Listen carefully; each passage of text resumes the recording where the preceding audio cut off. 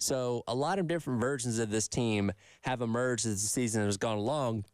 And it begs the question of which version are we going to see not only today, but through the course of the entire weekend, because this goes without saying, you need to play your best baseball when you get into the postseason, or else you're not going to be in the postseason very long.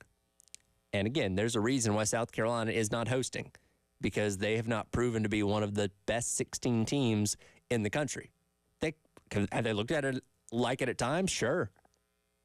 I mean, the sweep of Vanderbilt earlier on in the season, winning 3 out of 4 series in the middle of conference play, they're feeling great about this team. But the past month has been a roller coaster. 6-game losing streak. Winning in Hoover, but coupled that with all the defensive issues that you had a week ago. So many ups and downs, and I think it's one of those things that if you went to the average South Carolina fan and you told them Carolina won 3 games this weekend and is now going on to a super regional, they'd say, yeah, I believe that. But if you also told them, they got bounced in the first 2, they'd probably also believe that as well. So this could really go either way, which makes for compelling television for sure to tune in and see what's going to happen. Weather's looking great for this weekend, by the way. Looking all clear throughout the entire weekend. Today, it's only supposed to be in about the mid-70s. So if you are heading up there to Raleigh, I know tickets were quite limited because they have a much smaller venue up there at Doak Field.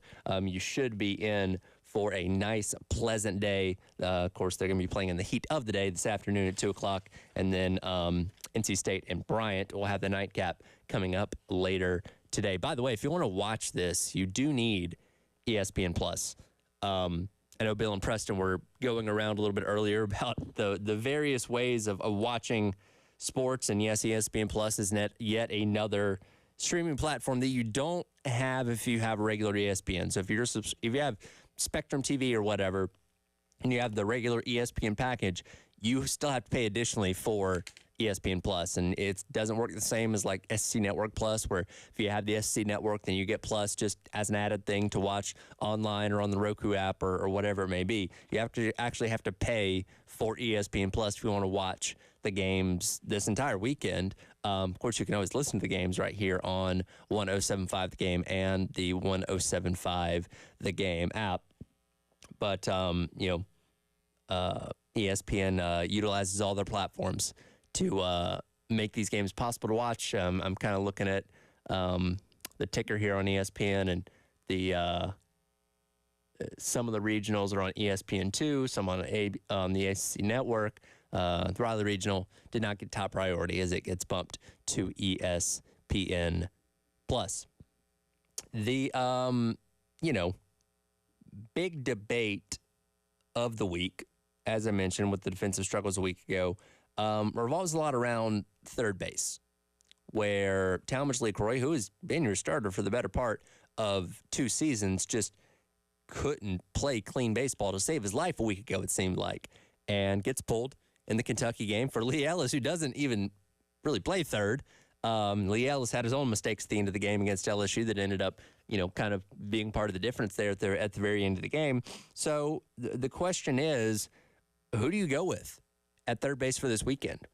And our guy Jack Veltri from Gamecock Central was out there yesterday watching practice and had a video that he put up on Twitter of Talmadge LeCroy and Tyler Cossey out there taking some reps at third base during practice, as we did also learn yesterday that Gavin Cassis did have surgery on his hand and will be unavailable for the rest of the postseason. So that option's completely off the table. It is now seemingly down to Talmadge LeCroy and Tyler Cossey.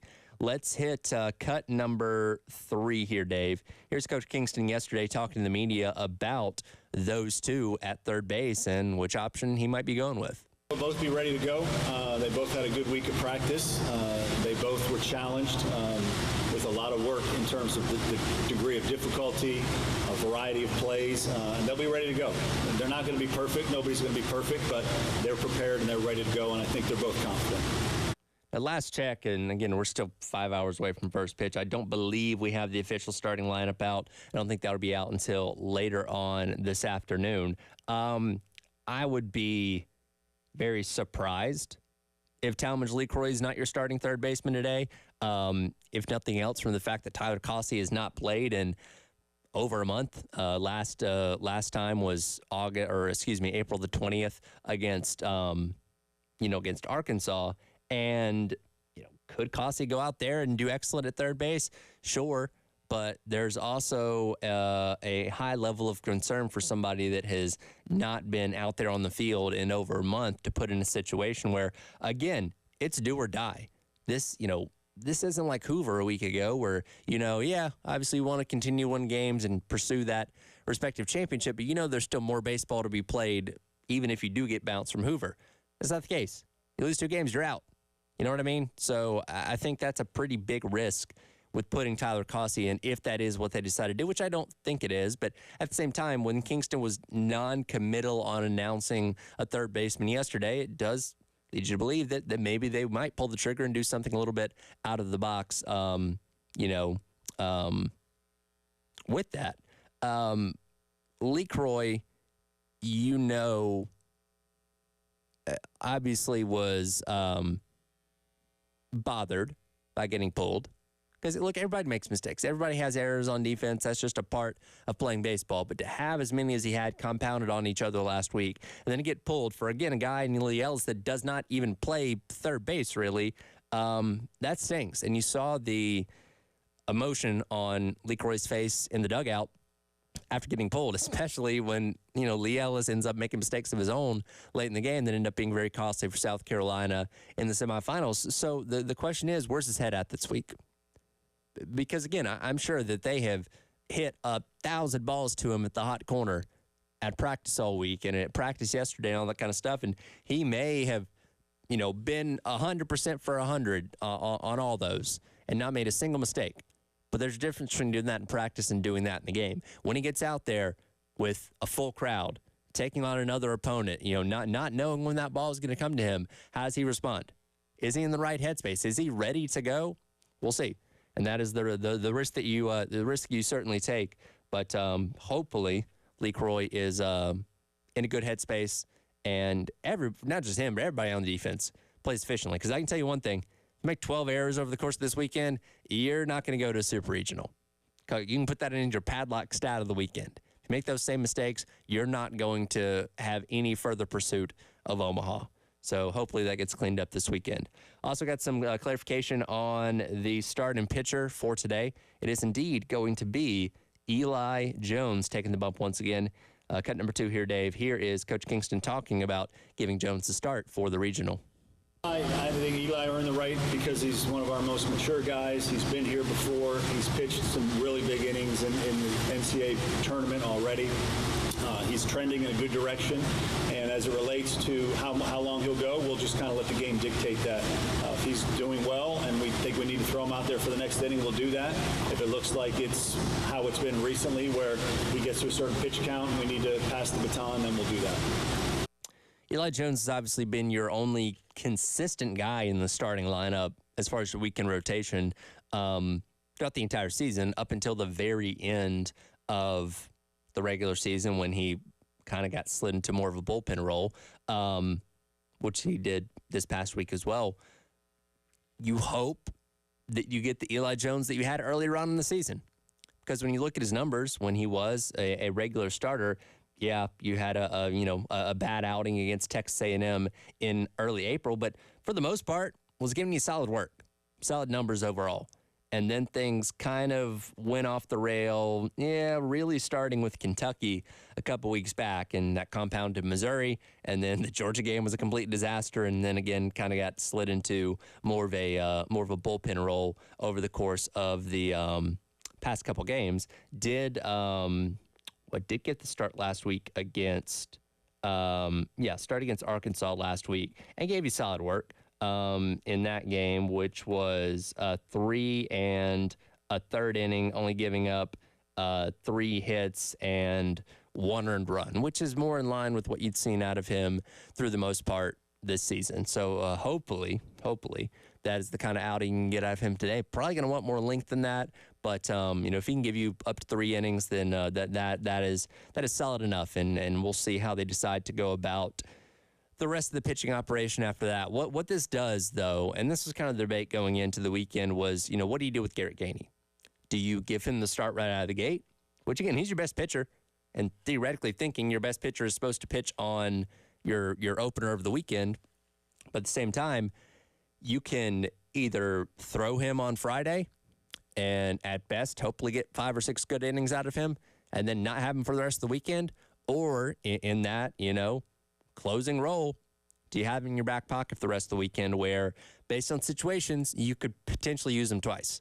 Where, let's say you got a one-run lead on JMU going into the 8th inning tonight. All right, we're going to bring in Garrett Gainer. We're going to lock this thing down. We're going to get out with the win. Same thing tomorrow where it's you theoretically won tonight and you play against NC State and you have a tight game going into the 7th or 8th inning. All right, let's bring him in. Let's lock this down. Let's get this win. And then we're one win away from advancing on the Super Regional. So I'd rather have him in my back pocket to use multiple times this weekend to go ahead and burn him just in the starting role on Friday night. So a lot of moving pieces there. And again, the pitching staff's had its ups and downs this season. I'll be very interested to see how Coach Kingston and Matt Williams decide to play this over the course of the weekend. But again, you have what you have for today. Take it one game at a time. You go up against a JMU offense that knows how to hit the ball. Doesn't pitch very well, but they certainly know how to hit the ball. And we'll dive into a little bit more of the specifics of that team as they get set to take on South Carolina. Again, coming up today, first pitch at 2 o'clock, pregame coverage starting at 1:45 right here on the game. We'll hear some insight from not only some insiders with JMU, but also some people with more of a national perspective on not only this team, but South Carolina as well. That's all coming up. It is the Extra Point. Tyler Head getting you set for regional action later on this afternoon for South Carolina up the road in Raleigh here on the Extra Point on the game.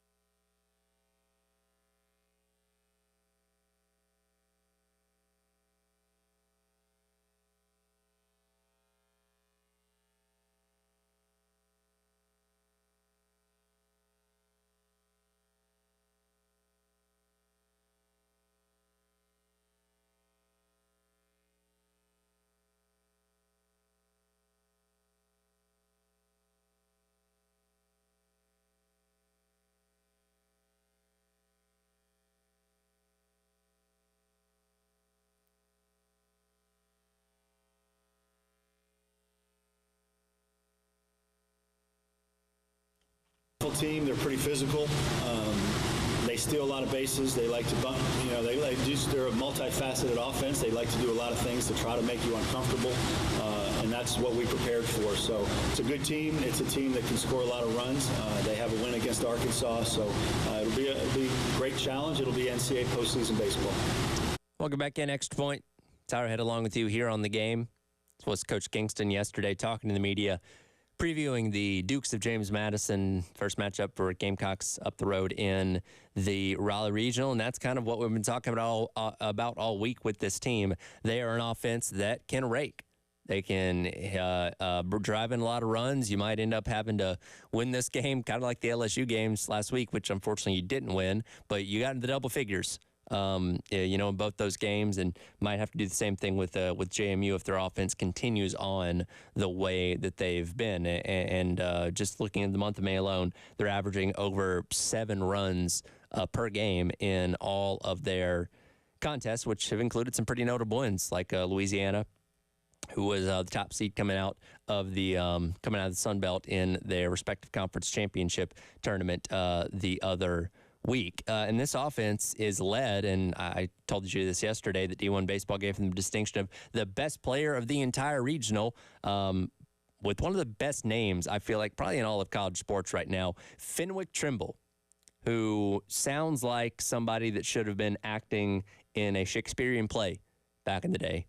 But nevertheless, he is a college baseball player in 2024. Fenwick Trimble, an incredible offensive player for the Dukes. Aaron Fitt of D1 Baseball yesterday was on with Jay and Elijah on the postgame show. Got number 10 here, Dave. Here is Fitt talking about not only Trimble, but the other weapons that JMU brings to the table on offense. Yeah, he is. He's super physical.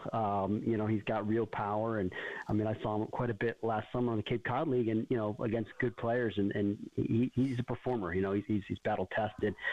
He's their best player for sure. But this team does have power. Beyond just Trimble.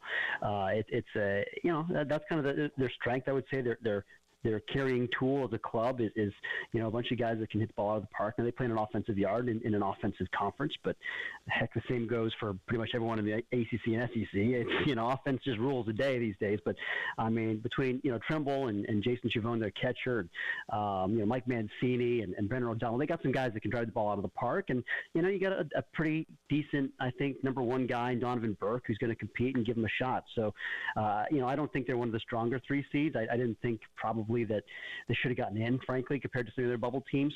But they had a solid year, and they played a very good schedule, so that they're battle tested. So they got that going for them. Looking at their offense, as you mentioned, some of those names there. Fenwick Trimble, not their most powerful hitter, does not lead the team in home runs, but there are 5 guys on the team that have hit double-digit home runs so far this season.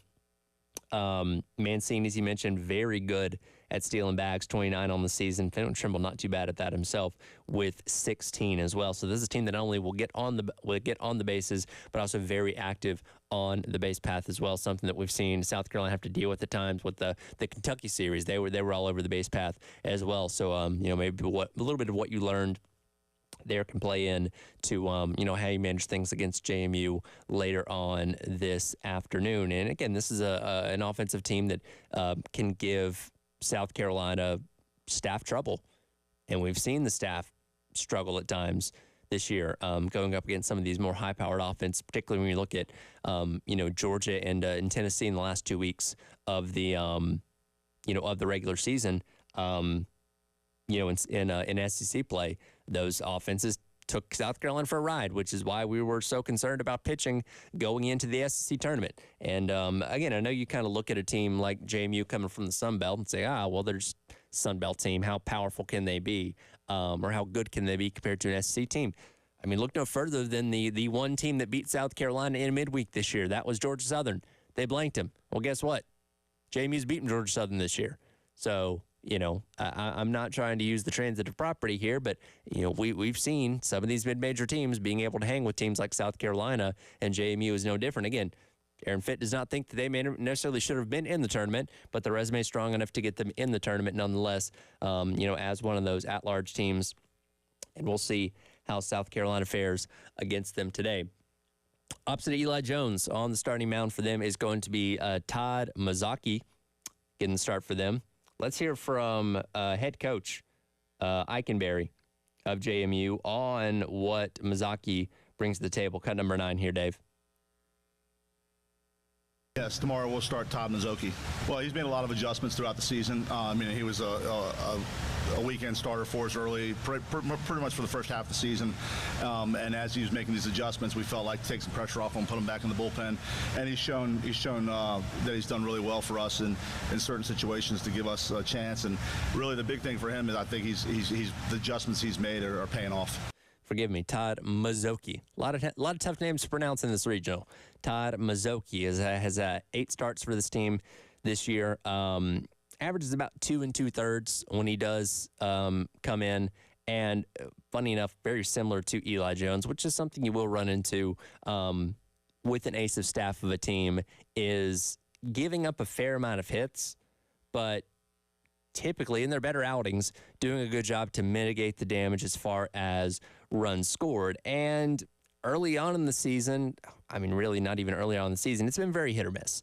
He's had some performances. We'll go out there, and I'm just looking at, let's see here, game against Cornell early on in the season, 7 innings pitched, 5 hits, only 1 run surrendered. Like, that's ideal. That's what you're looking for. Even a team like Georgia State, 4 innings pitched, 3 hits, just 1 run there as well. But then you've had some pretty disastrous outings, too. On the road at East Tennessee, 3 innings, 7 hits, 5 runs. These last couple of weeks, he's had some tougher outings. Georgia Southern in the Sun Belt Conference tournament, 2 innings pitched, 5 hits, 4 earned runs. South Alabama a couple weeks ago, 2 1/3, 5 hits, 4 runs. So he's been very up and down this season. The staff as a whole, it doesn't exactly dominate when it comes to pitching. You've probably heard us talk about this. This week they have a staff ERA of 6.01, which is relatively high. They're not a team that strikes out a ton of batters. They are pretty middle of the road when it comes to walks. So I think this is an opportunity for South Carolina offensively to put a lot of runs on the board, which again, going up against an offense that JMU brings to the table, you might have to score a lot of runs if you want to end up beating them. But I don't think, Carolina is going to be cowering in fear by any means when it comes to, what the JMU pitching staff is going to be bringing to the table this weekend.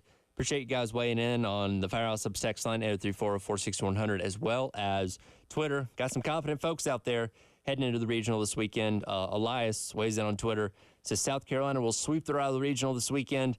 Too much offensive firepower. Bank on it. So feeling very confident there.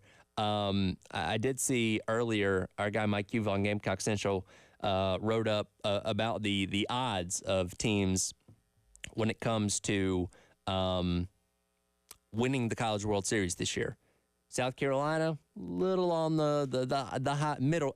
I would say the high in the middle end as far as their odds to go all the way. 40-1, South Carolina, which ties them with Mississippi State, NC State, who's hosting the regional, as well as Vanderbilt. So not the longest odds in the world, but certainly not favorites at this point in time by any means. By the way, Texas A&M has the best odds at 5-1, Tennessee at 11-2 with second best odds, and those teams are being penciled in by a lot of people as being in Omaha, if not winning the entire thing. So, that's a long way off. That's several weeks away. You got to get through the regional first this weekend to obviously advance on to the Super if you want any shot at making it to Omaha. So one game at a time.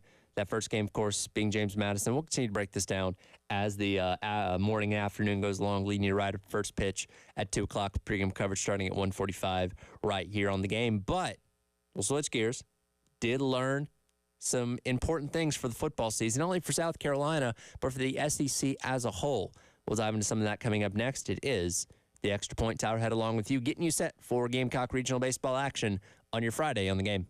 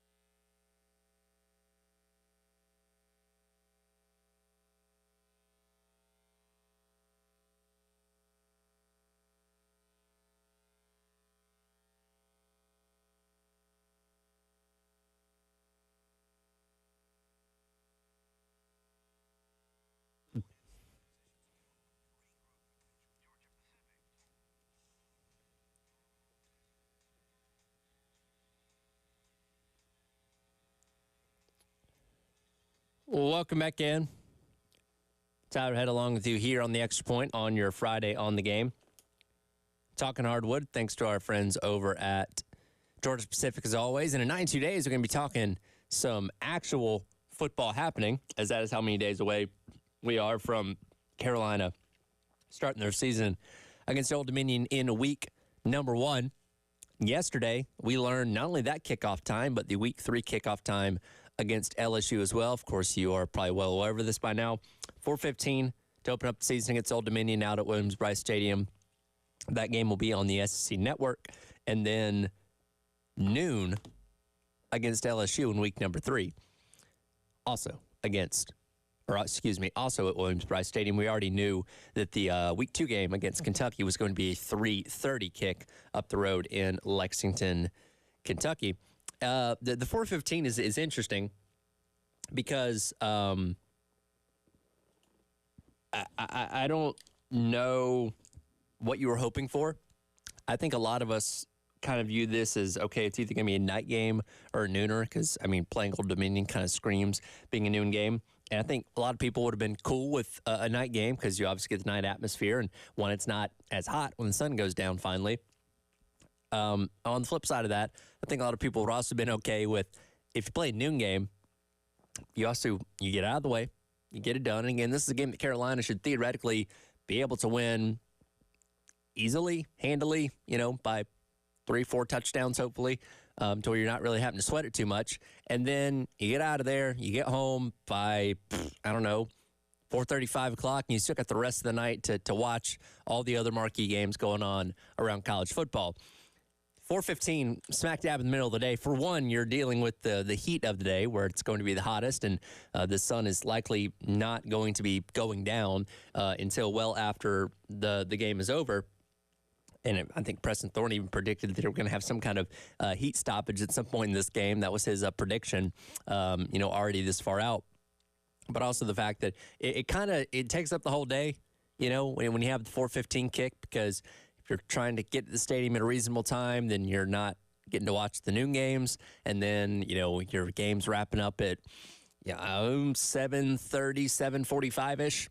And then you're in traffic and you're getting home till 9 o'clock, somewhere around then, and you're catching maybe the second half, some of the primetime games. So you're missing out on the greater landscape of the college football day with that 4:15 kick. Which, by the way, I thought the 4:15 kick was bizarre because typically on the SEC Network you have 4 o'clock kick, then you have like a 7:30 kick, and obviously a noon kick as well. I was wondering why the 15 minutes gets added onto it. I figured it out. So UT Chattanooga is taking on Tennessee at 12:45 on the SEC Network. Why the 45 got added onto that, I don't know. But that is why this game, I'm assuming it's just for week number 1, is kicking off at 4:15 as opposed to typically at 4 o'clock. So that's week 1. As I mentioned, the nooner against LSU in week number 3, that was a game that a lot of people were really hoping was going to be a night game. For one, it's LSU. It's a big matchup. It's a team that you don't get to see a whole lot. And, of course, we have a great night atmosphere at Williams-Brice Stadium with the lights and sandstorm and cocky and all that kind of stuff. And it almost kind of seemed, perfect that the team that is synonymous for night games would maybe be compelling to play at night at Williams-Brice Stadium. That's not the case. Now, the trade-off to that is the fact that it's a nationally televised game where you're going to be on ABC 2 weeks in a row, by the way, on ABC, because you're also playing Kentucky the week before on ABC as well, where if, that game ended up being a night game, then you have the risk of maybe, getting bumped to the network or ESPN2 or something like that, to where you don't have quite as many eyes on you, but you're going to be right there, top of the day. You'll be going head-to-head with Alabama and Wisconsin, actually, over on Fox. But you get the opportunity to play on national television for a couple of weeks there to start things off. Now, that was, again, the 3 game times that we learned for South Carolina, which is very nice that we're in this new era of college football and the new era of television contracts where we can learn these things that far in advance. And we're only a couple of weeks away This is per Chuck Dunlap on Twitter, who's a comms director for SEC football. He says television windows will be announced for all remaining SEC-controlled games on Tuesday, June the 11th, with selected games tagged as flex games between afternoon and night windows. So what he means by that is, the remaining games of the year, you'll have a pretty good idea of what the time frame of those games are going to be. It's not necessarily saying, all right, well, here's, a 7:30 game, here's a 4 o'clock game, whatever it may be, but you'll be able to say for, let's say, the Ole Miss game in October when they're coming to Williams-Brice Stadium, right? We'll learn in June, okay, well, that's going to be a night game, right? And that could be 7, that could be 7:30, whatever it may be. Wofford later on in the year, well, that's going to be an afternoon game, which means likely going to be noon, maybe could be a 4 o'clock game as well. So you get a general idea of what that time frame is going to be. And those games will have more official start times announced later down the line. But because here's the thing, and I get why they're not just formally announcing like the NFL does all the kick times throughout the entire season, because it is good to have that flexibility as the season goes along to be able to say, wow, we didn't think A&M was going to be good or as good as we thought they were going to be. And suddenly they're, 7-0. And, that's more attractive to be a night game as opposed to an afternoon game or whatever it may be. So ESPN's allowing themselves that flexibility as the season goes along to move start times around based on the matchups and based on how teams are performing and all that kind of stuff. But unlike in years past, we do know the first 3 kick times for South Carolina as of right now, which is refreshing. And not that, I don't know if you're necessarily putting your plans together 3 months ahead of time, but you're getting a good general idea of that this far out is cool, because we haven't had that in years past. For a long time, you learn the kickoff time of the first game and say, okay, well, 10 or so days before, we'll find out week number 2. And then it's that dreaded 12-day window cycle as the entire season goes along to find out, all right, when's our kick time in 2 weeks? And again, that just gets a little monotonous at times. So it is cool to see with this new ESPN deal that, we get these things ahead of time. And, I know we're all going to miss SEC on CBS and the theme song and all that kind of stuff, but a lot of possibilities now happening or going to happen with ESPN taking full control of the SEC's television deal. One thing that ESPN is doing is moving some traditional things around at the end of the regular season. Mixed reactions to this when it was announced yesterday, but I must say I'm very intrigued, and this is something that might potentially benefit South Carolina down the road. We'll hit that coming up next. It is The Extra Point. Tyler Head along with you on your Friday on the Game.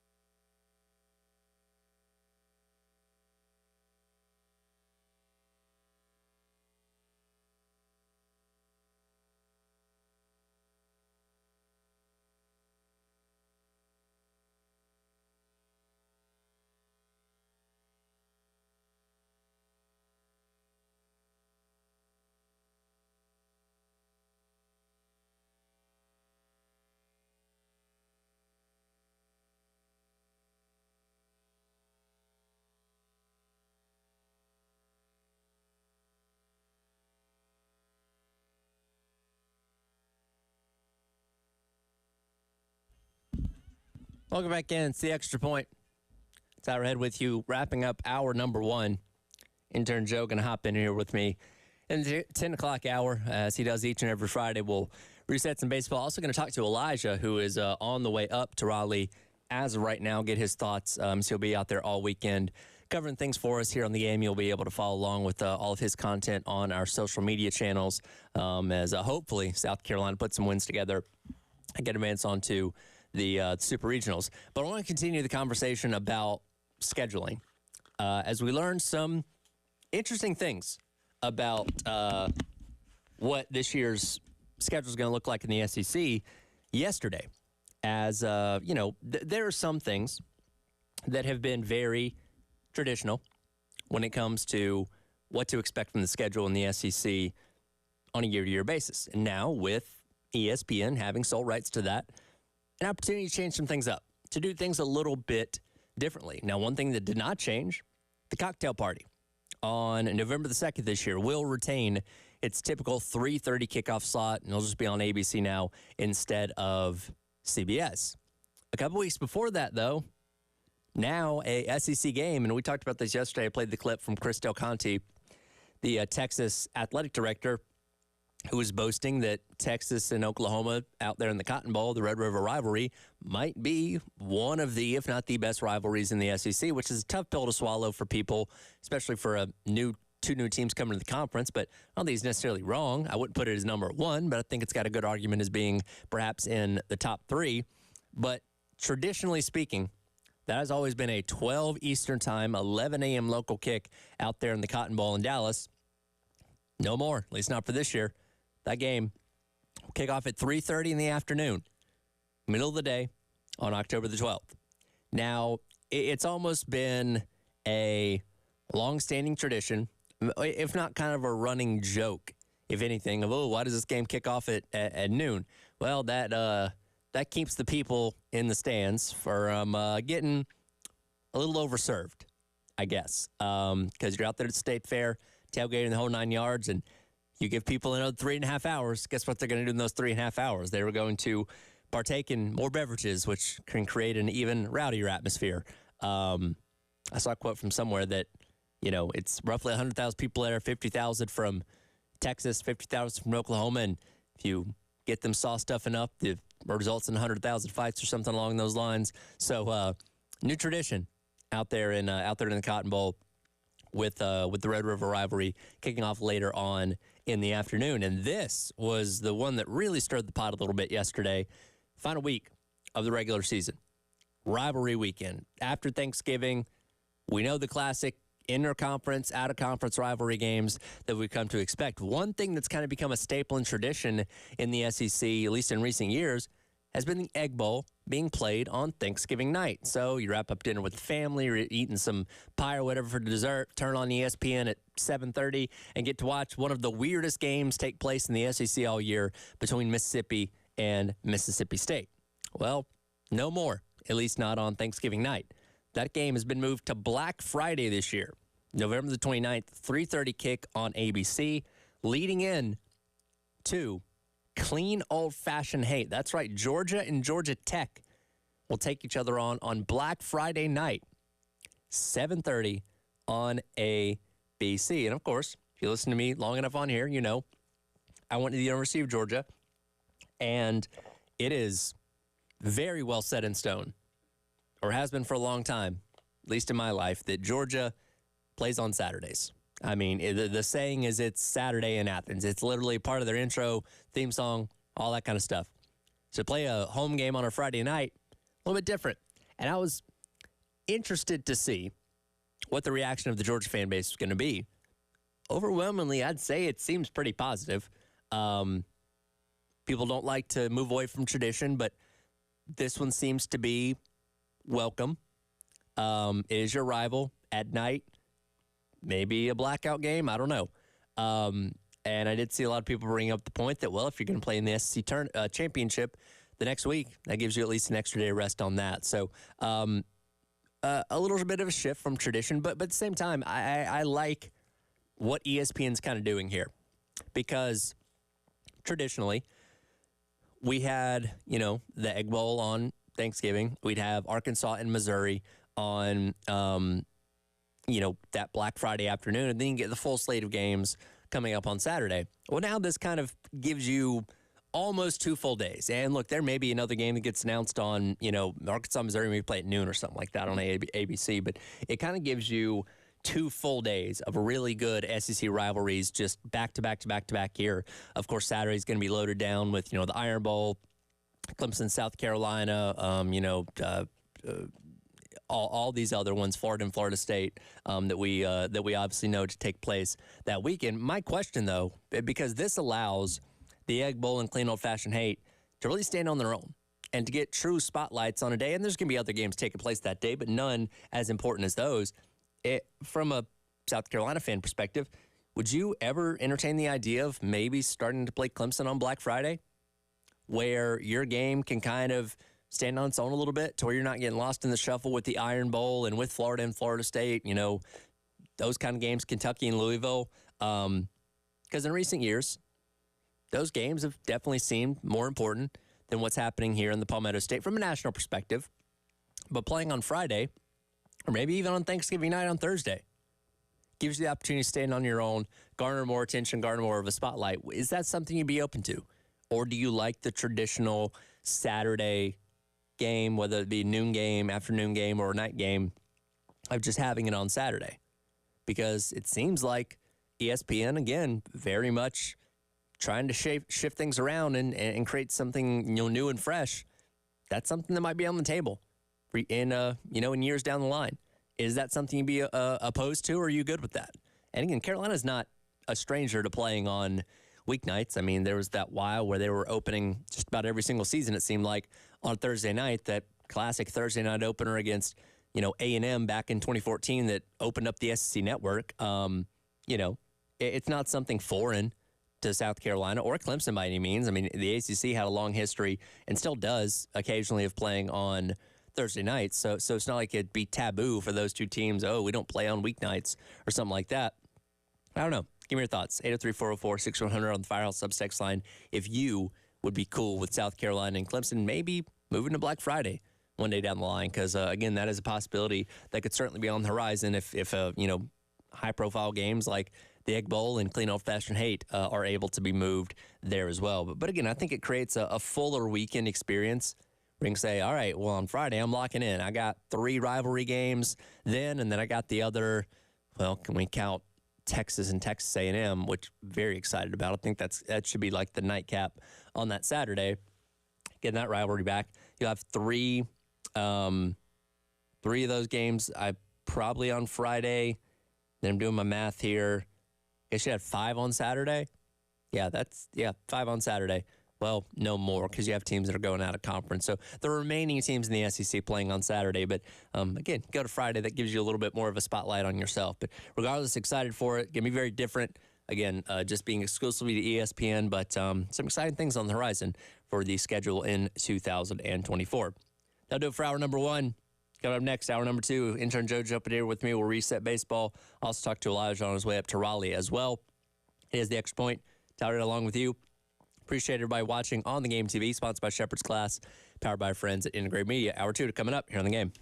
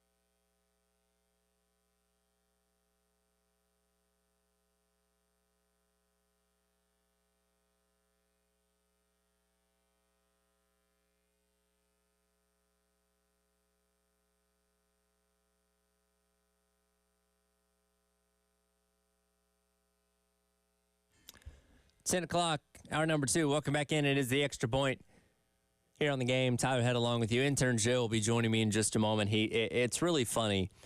We've kind of created a new verb, I guess, pulling a Wes, where if you are coming into the show right as it's starting or a couple minutes late, that's kind of a Wes Mitchell signature for anybody that, and if you watch on the Game TV, sponsored by Shepherd's Glass and powered by friends over at Integrated Media, you know that Wes Mitchell usually slides in right as the show is starting, right as the intro is rolling for the Gamecock Central Takeover Hour, presented by, Firehouse Subs. So anytime somebody is cutting it very close to when the show's starting, we call it pulling Wes. So intern Joe will be here with me in just a moment. We'll get his thoughts on baseball as well as what's going on with the football kick times, everything like that. As like I said, to start out the last hour, where the hay's kind of in the barn, right? We've been talking about this matchup all week long, not just this matchup, but the entire regional as a whole.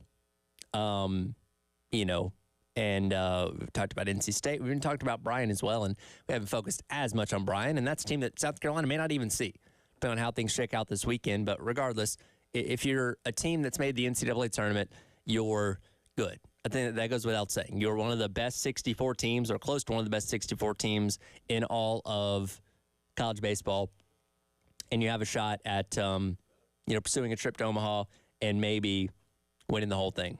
So Carolina gets started today with JMU. Again, 2 o'clock first pitch. Pregame coverage starting at 1:45 right here on the game. And depending on what happens today, in terms if they play tomorrow in the loser bracket or if they play later afternoon tomorrow in the winner's bracket. And only 2 minutes behind, so you didn't pull that bad of a Wes. I was just telling people that it's kind of become a verb now. Like pulling a Wes when you show up on time or after the show has started. So, you're not alone in that category. I was cutting it awfully close, Tyler, so I apologize for being late today. It's okay. It's okay. It happens. I was just saying, and you guys have been doing a great job on Gamecock Central as well. We've talked this series to death, right? Or the regional to death. We've looked at it every single way. We know about Fenwick Trimble. We know about, what NC State does, from a pitching standpoint. We know that Bryan hits a lot of home runs. We've analyzed this 6 ways from Sunday. I'm just ready to play some baseball. Yeah, and luckily today's the day, right? We'll get to see some playoff baseball. It's finally here, do or die time. I think it's exactly what this team needs. Saw that in Hoover when their back was up against the wall. They performed really well, had a good week, and so it'll be interesting to see. This is obviously the favorable of the regionals. We've talked that to death as well. All the projections saying Clemson, Chapel Hill. Now you're in Raleigh with a ballpark that's, apparently so kind of similar to Founders. So right. There's a lot going for you if you're South Carolina baseball in this regional, and knock on wood that, you're able to capitalize on all of it. Similar to Founders, dimensionally speaking, about less than half the crowd. Yeah. Only about a 3,000 seat park up there at Doak Field, which for an ACC level school, that is a little surprising. Yeah, the ACC is a little bit behind in baseball in terms of facilities and everything like that, but you look at the success they've had in the recent years, schools are starting to invest in it, obviously, and so it's getting bigger for sure. Yeah, I know a lot of South Carolina fans, when they found out they're going to be in this regional, trying to snatch up tickets wasn't the easiest thing in the world because there's not as many available. No, I know, and South Carolina fans travel, obviously. For ball games, whatever sport it may be, and obviously for baseball too. Raleigh's right up the road, so yeah. I'm not shocked. And this is an NC State program that you're familiar with from them coming to Columbia a season ago as part of your regional, and of course South Carolina was able to advance out of that and get to the Gainesville Super. But now the shoe's on the other foot a little bit here, and funny enough, they went to Raleigh all the way back in 2008. And funny enough, guess who was there? James Madison as well. So it's funny how history repeats itself. History does repeat itself, and I refresh my memory, Tyler, of how 2008 went. So NC State advanced out of that one, and funny enough, again, it was paired up with the Athens regional at the time because you had NC State and Georgia play in the Super. I remember this because Russell Wilson was on that NC State team, by the way. That was the Georgia team that ended up in the College World Series final against Fresno State. So NC State won the regional, Georgia won the Super, and Georgia got to go to the College World Series. Last appearance for Georgia in the College World Series, by the way. Yeah, interesting enough. And, Georgia's really hot this year, as you would know. And so, Charlie Condon for, Georgia, there's a good chance that they don't make it out of the regional. I mean, if they don't play their best baseball. But again, if Charlie Condon continues to be himself, right, he should be just fine. Yeah, for sure. And again, if South Carolina can win this weekend, then they would be matched up with the Athens Regional. Very likely could be making another road trip, roughly 3 hours to the west this time, going to Georgia, which again, that didn't fare too well for South Carolina a couple weeks ago. But that's putting kind of the cart before the horse. We got a lot of baseball to get through this weekend. You got to find a way to win 3 games, and we don't know what combination of opponents that's going to be. That could be beating one of them, beating each of them one time. That could be beating a team like NC State twice. You just don't know how the weekend's going to shake out, which is so interesting for game planning. Because last week in Hoover, look, we knew South Carolina needed to win a game or two to just feel more comfortable about making the tournament in general. Yeah. Did that against Alabama in game number 1. Everything past that was gravy. But being in Hoover in the SEC tournament, knowing you're going to play in the NCAA tournament, yeah, you don't want to lose and get eliminated. But even when you do, you got more baseball to play. It's not the end of the world. This weekend's different. You lose 2 games, that's it. You're done. Yeah. You're out. The way you manage this, knowing there really is no tomorrow, is going to be interesting to see how Coach Kingston, Coach Williams, Monty Lee, how they all go about planning things for this weekend. Yeah, I know. It'll be interesting to see. And obviously the pitching staff, you need length. That's really the core of what you need out of this pitching staff is length, being able to, limit mistakes. And then obviously you would hope, the coaching staff takes care of business when a guy gets in trouble. And then, also, Tyler, you mentioned kind of that back up against your wall mentality. I mean, that is also fuel to the fire for teams like Bryant, JMU, kind of the underdogs in this regional, because it allows them to get hot. And that's the dangerous thing about the tournament is you have teams, look, NC State went to the College World Series a couple years ago, obviously, and as a national seed this year, hosting a regional, there's a level of expectation from the fan base in Raleigh of what that team should do this year. South Carolina, we know very well there's a level of expectation of what this program is supposed to do, and for the most part, it has underperformed in the Kingston era up to this point. There's a lot of pressure on this team to get out of the regional this weekend, because if they don't, we're going to be having a conversation next week of what is the future of this program. Is Coach Kingston still the guy going forward?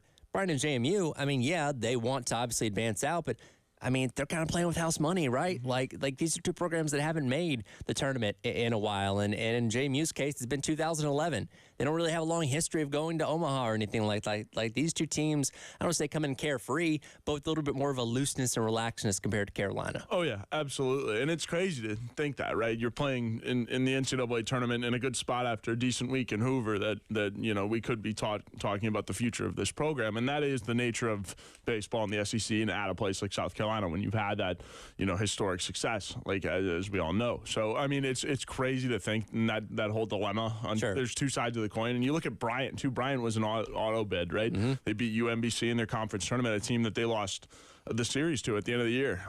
So they're, playing good baseball. They score a lot of runs. Looking back at their schedule, they've been in a lot of dogfights, right? So in those kind of teams, in the NCAA tournament, it doesn't matter, what inning it is. They can pour runs on whenever. Yeah. And going back to that level of expectation, and this has kind of been the narrative we've been following all season, where, again, Coach Kingston, a lot of people feel like he's underperformed up to this point because, again, this is a program that got used to going to Omaha, obviously got used to winning World Series, just a decade ago. And when you go through the first 7 years, only making it to 1 Super in year number 1, and then you don't go back for several years, people get worried. You go back to Gainesville last year. All right, taking a step in the right direction. The minimum of expectation this year was, okay, you got to at least get back to a Super. You would have loved to have hosted a regional, make that a little bit easier. That didn't happen, but you still have the path in front of you to get to a Super, maybe get back to Omaha. Anything less than that, again, and I'm not the person that sat here and pounded on the desk saying they need to fire Coach Kingston, they need to move on from whatever it may be. But again, if your season comes to an end this weekend, I think that discussion is going to be had next week. Yeah, and it leaves a kind of wonky taste to start your off season off too, right? Because that will be the conversation immediately following whatever happens if you don't make it past this weekend. So and rightfully so. But then again, if you look at what they came in with, with the pitching staff not being what it was, you add some transfers here there. It does beg the question of also development too, right? Are we developing transfers, freshmen, are they stepping up kind of thing? So obviously Coach King doesn't want that to be, the kind of, starting point for the offseason chatter. Do you like starting Eli Jones today? I do. I think he's kind of been the rock of this pitching staff, been the, steady Eddie, if you will. Yeah, I like that decision. You got a lot of options out of the bullpen, too. I liked what I saw of him last week against Arkansas. That seemed like the Eli Jones of old that unfortunately we hadn't seen in a couple weeks, but seemed to kind of get back to form a little bit. Had a couple of bullpen appearances last week as well that, hopefully kind of washed away those last couple of weeks of SEC play where he did really start struggling. Like you said, he was the only consistent thing of the starting rotation for pretty much the entire season. Yep. Yes, things started to scuffle a little bit at the end, but again, he was your ace of staff for a reason going into the year, and you ended up moving him into Saturday role based on your matchups and all that kind of stuff, but there's a reason he had that role to start the season, and that good ability is in him, and hopefully it comes out today against Jamie offense that can hit the ball. Oh yeah, I mean they're gonna get the ball, hit the ball. They're gonna get on base. They're gonna probably steal some bags as well. It's about limiting the damage that they do, trying to keep them to a handful of runs if nothing else, and because your offense should have the ability to score some runs themselves. Oh yeah, it's an offensive heavy regional, Tyler, and so what it's going to come down to is the pitching staff that steps up, and I think there's nobody better to wheel out there than Eli Jones for game one. As I said, without putting Garrett Gainey in the starting lineup, at least for today. Yes. He's your option in your back pocket for the weekend. So if you're in a scenario where you can close things out today and get that all-important first win, bring him in. Later on this weekend, if you need him again, you have him again, as opposed to, all right, go out there and throw us 5 innings, and then that's it for the weekend. You don't really have any other use of him after that. So I like having the potential to use him multiple times in what is really his best role, is coming in late, shutting things down, and securing the win. And again, he should have secured the win against LSU. The defense kind of went sideways at the end of the game in the semis in Hoover there, but that seems to be where he thrives the most. Now, he's done good job starting as well, but I like having him as that option to close things out. Yeah, and you just got to watch his length out of the bullpen, right? We've seen, LSU timed up his hitter, Clemson timed up his hitter when he had, too much length, had to, get when you tighten up a little bit, you got to rely on a couple pitches. But yeah, I like him out of the pen. I think he's certainly useful as a starter too because of his length out of the pen. If you start to use him a lot, you worry about that. In the same situation, LSU, Clemson. But I like him in both roles. Obviously, he brings the energy for both of them, so it kind of depends on your opponent. I don't think he'll start one in this. I could see him potentially starting one in a super if you make it, because you need that kind of energy, from the jump. Well, and with the super, and again, we're not trying to get too far ahead of ourselves. Knock on wood. You're planning for at most 3 games. You kind of know what you're expecting there, as opposed to regional. You could play 2, you could play 3, you could play 4. You don't really know what the weekend's going to look like going into it. So a little bit harder to plan that out from a pitching standpoint. And again, we'll see what they decide to do with Garrett Gainey as the weekend goes on. Talk to our guy Elijah Campbell, who is on the road to Raleigh right now. Hopefully he's getting pretty close to getting up there, as we are right under 4 hours away from first pitch. We'll get his thoughts on his perspective of what to expect this weekend, as he'll be up there covering it for all of us on our social media channels. Real quick, I want to remind you, Craft Beer Card is back. Go online to 1075thegame.com. Click on the Sweet Deals tab. Purchase yourself a Craft Beer Card or one for Dad. It's following Father's Day. Be a great Father's Day gift. If you can get it, $360 value for only $79. Again, 1075thegame.com and the Sweet Deals tab to purchase the Craft Beer Card. Elijah Campbell on the road to Raleigh. Coming up next, the Extra Point. Tyler Head, intern Joe from Gamecock Central, hanging out on a Friday here on the Game.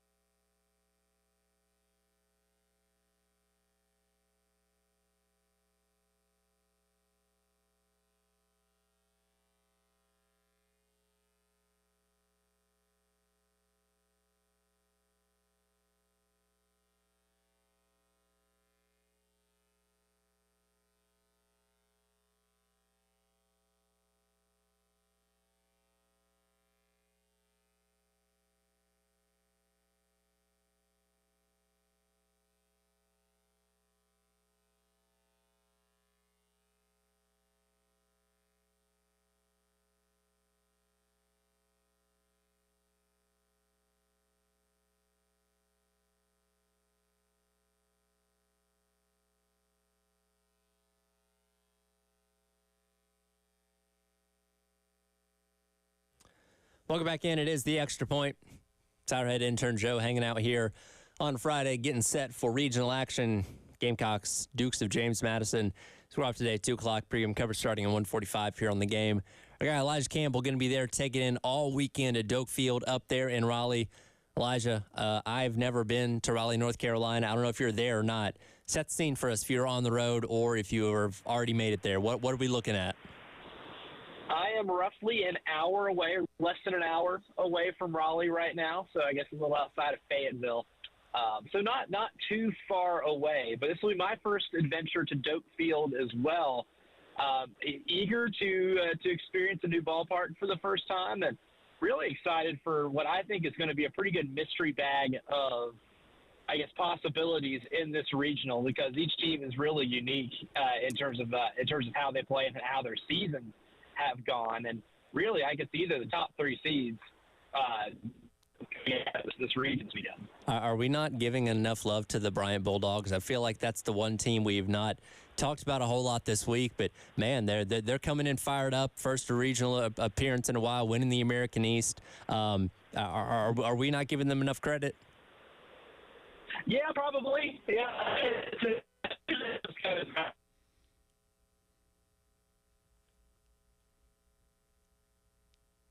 Elijah. Run. There we go. To Omaha. Are you losing for a second? Yeah, you're good. Go ahead. Okay. You know what? Reception might be a little iffy. We'll see. Like I said, first time coming up to Raleigh.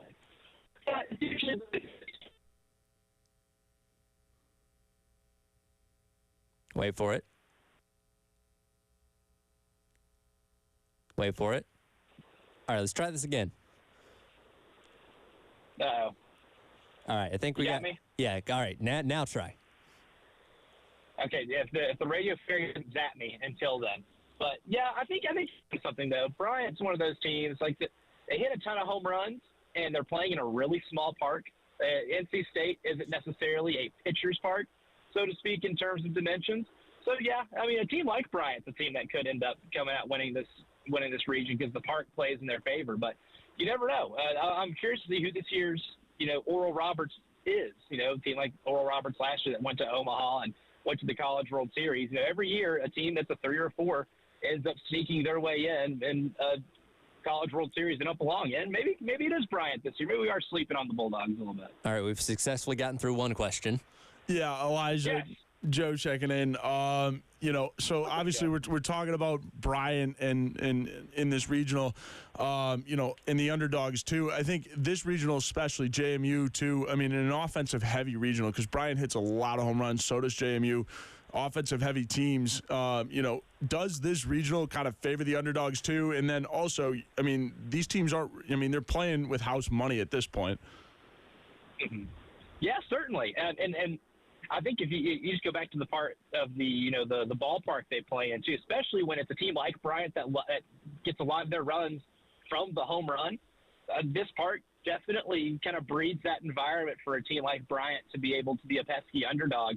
What I really love about James Madison is, you mentioned, Joe, they do have an ability to hit home runs at a pretty decent pace. They hit 84 on the season, but they've stolen 100 bases too. This team's incredibly aggressive on the base pass. And the thing about James Madison, too, is they are really good at just putting the ball in play. They don't draw a ton of walks, but they also don't strike out a lot either.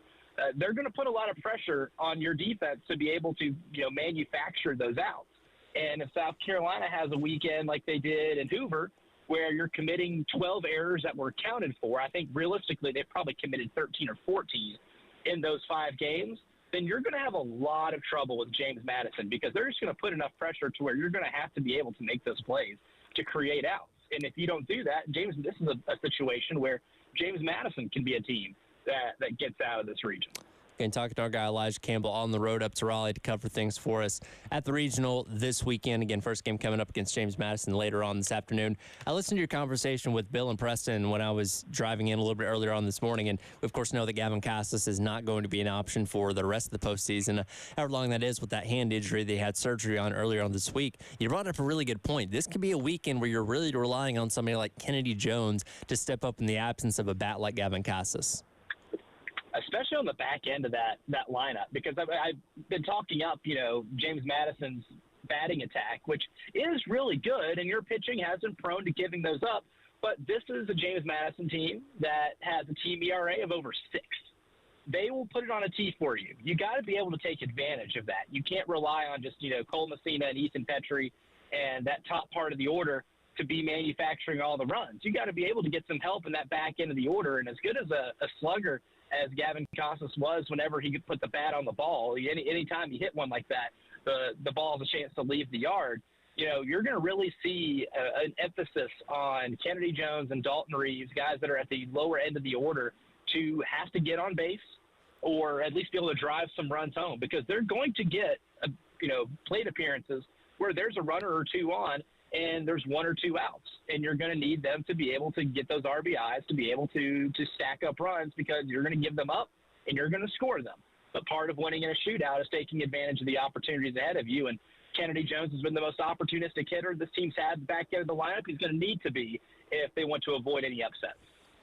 Yeah, Elijah, talking about, Casas' likely replacement in Tyler LeCroy, been struggling the last couple of weeks with the bat and in the field. He'll be back as expected to be, back at third base, where he had been playing for the majority of the season, tip it in at short. But talk me through Tyler LeCroy, if he is and likely is the guy to be, starting at third for Casas.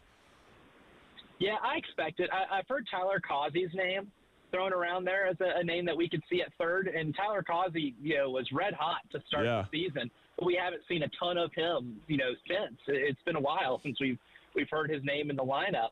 But I expect it to be Talmadge, but I wouldn't be surprised to see if, he goes 0 for 2, and regardless of what happens in the field, I don't think he has another bad week at third base, because I think that's probably where he's most comfortable, is over in the hot corner there.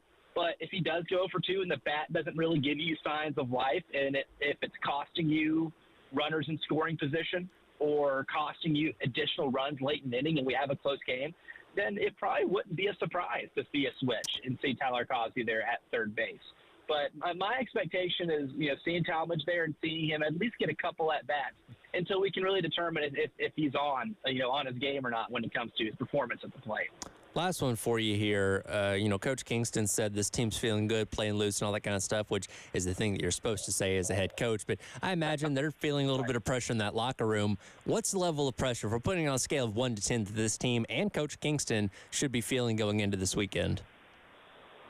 For the team as a whole, I would say probably an 8, because I don't think anybody, given how you ended the regular season, I don't think anyone would be surprised if you failed to make it out of this regional.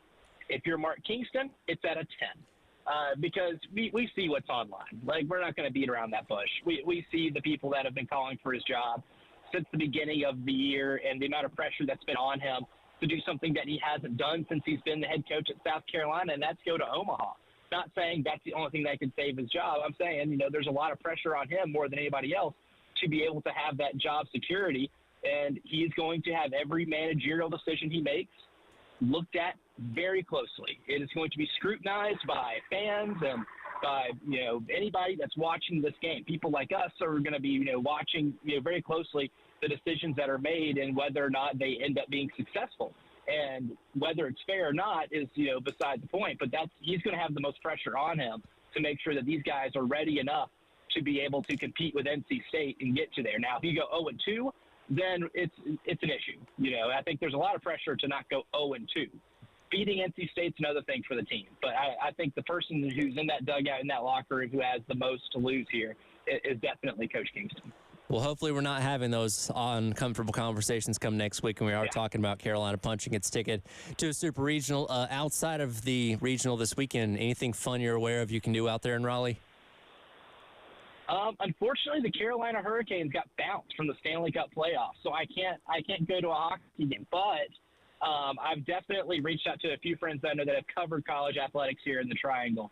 So I've gotten some good restaurant recommendations. So I'm very willing to try new things and explore a little bit. Now, like I said, never been to Raleigh, and I've heard it's a fun place, so I can give a pretty good review once I'm able to settle in. Well, safe travels, and we'll check in with you as the weekend goes along, hopefully talking about some Gamecock victories.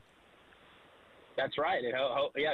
Victories or maybe a game on Monday. Who knows? We'll see. But I appreciate you guys having me on. Absolutely. Elijah Campbell on the road up there to Raleigh, Thanks, covering Elijah. all things for us here on the game as the weekend goes along. We'll come back. We'll switch gears over some football as we did learn kickoff times for South Carolina early on in the season yesterday. Also, want to ask the question, what is your ideal kick time and what time of the year does it come? That's coming up next. Is the Extra Point. He's intern Joe. I'm Tyler Head with you on a Friday here on the game.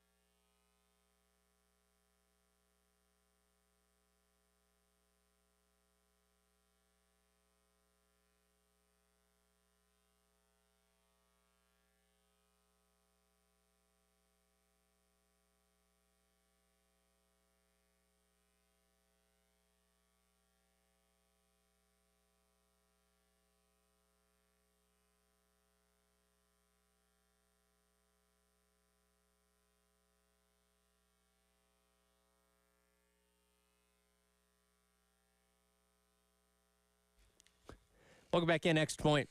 It's our head intern Joe along with you on this Friday. Again, plenty more baseball to talk about, but talked about a little bit earlier. We did learn the kick times for the first 3 of South Carolina's contest. We already knew the Kentucky one, 3:30 a couple weeks ago, but the mysterious 4:15 kick against Old Dominion, which apparently is going to be a thing every week now. I looked at some of the future scheduling for the SEC, where you're going to have a 12:45 game on SEC Network. I don't know if that means SEC Nation is going to extend until 12:45 on Saturdays to go past game day, and then you're getting a later kick, and then you get a 4:15 game. I don't know what the reasoning behind that is, but Carolina will be the first one to test it out in the heat of the day on August 31st. ESPN's got all the rights, so now they're playing Yahtzee with the kickoff times, I guess. But yeah, no, I mean, I think SEC Network would go a little bit longer. I would assume, but I don't know. I think staggering it is, I don't know. And again, the LSU game, week number 3. I know you're disappointed, as many are, that it is not a night game, because that just screamed like, well, LSU, the team synonymous for playing night games. Why not come into Williams-Brice Stadium and give them the first one of the year? But that is not the case. We're playing at high noon. It is on the ABC, so you're at least we're getting national coverage and attention on that game, as opposed to maybe getting slotted on the SEC Network again or something like that. But a little bit of a bummer. But it begged the question in my mind, like, what is the ideal kick time? Because I think it changes as the year goes along. Oh, right? yeah, absolutely. Because early on in the year, of course, really through sometimes the end of October, you could be dealing with some nasty heat here in South Carolina, where anything from noon until 4:15 is kind of like, man, that's going to be brutal being out there. But the night games are great. But then you get later on in the season, night games are great, but it's also cold. So, like, if you're playing, like last year, Clemson at night in late November, then it's like, man, it could be like 45, 50 degrees. Like, because when I go to a sporting event, I want to be comfortable. You know what I mean? Like, being outside, I don't want to be sweating to death, but I also don't want to be freezing. You know what I mean? It's a tough balance. Yeah, it is. Being from the north, I'm going to have to disagree with you here. Well, like, you have a different perspective. I know. On that. I don't know.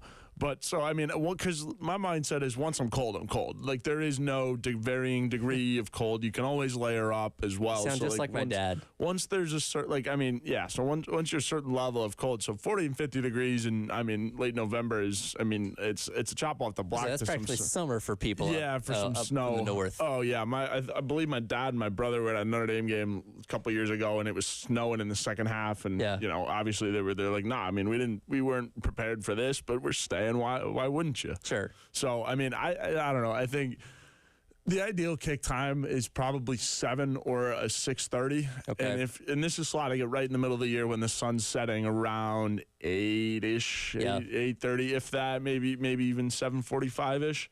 Because then you get a little bit of the sunset, the lights still work, and then you can kind of see, like, as it's kind of fading into the dark. I like that transition. And again, I went to Georgia. Georgia, Florida always plays either the last Saturday in October, first Saturday in November, like they're doing this year. Mm-hmm. And it's usually after the time change, which is that first weekend in November, last weekend in October, whenever it is.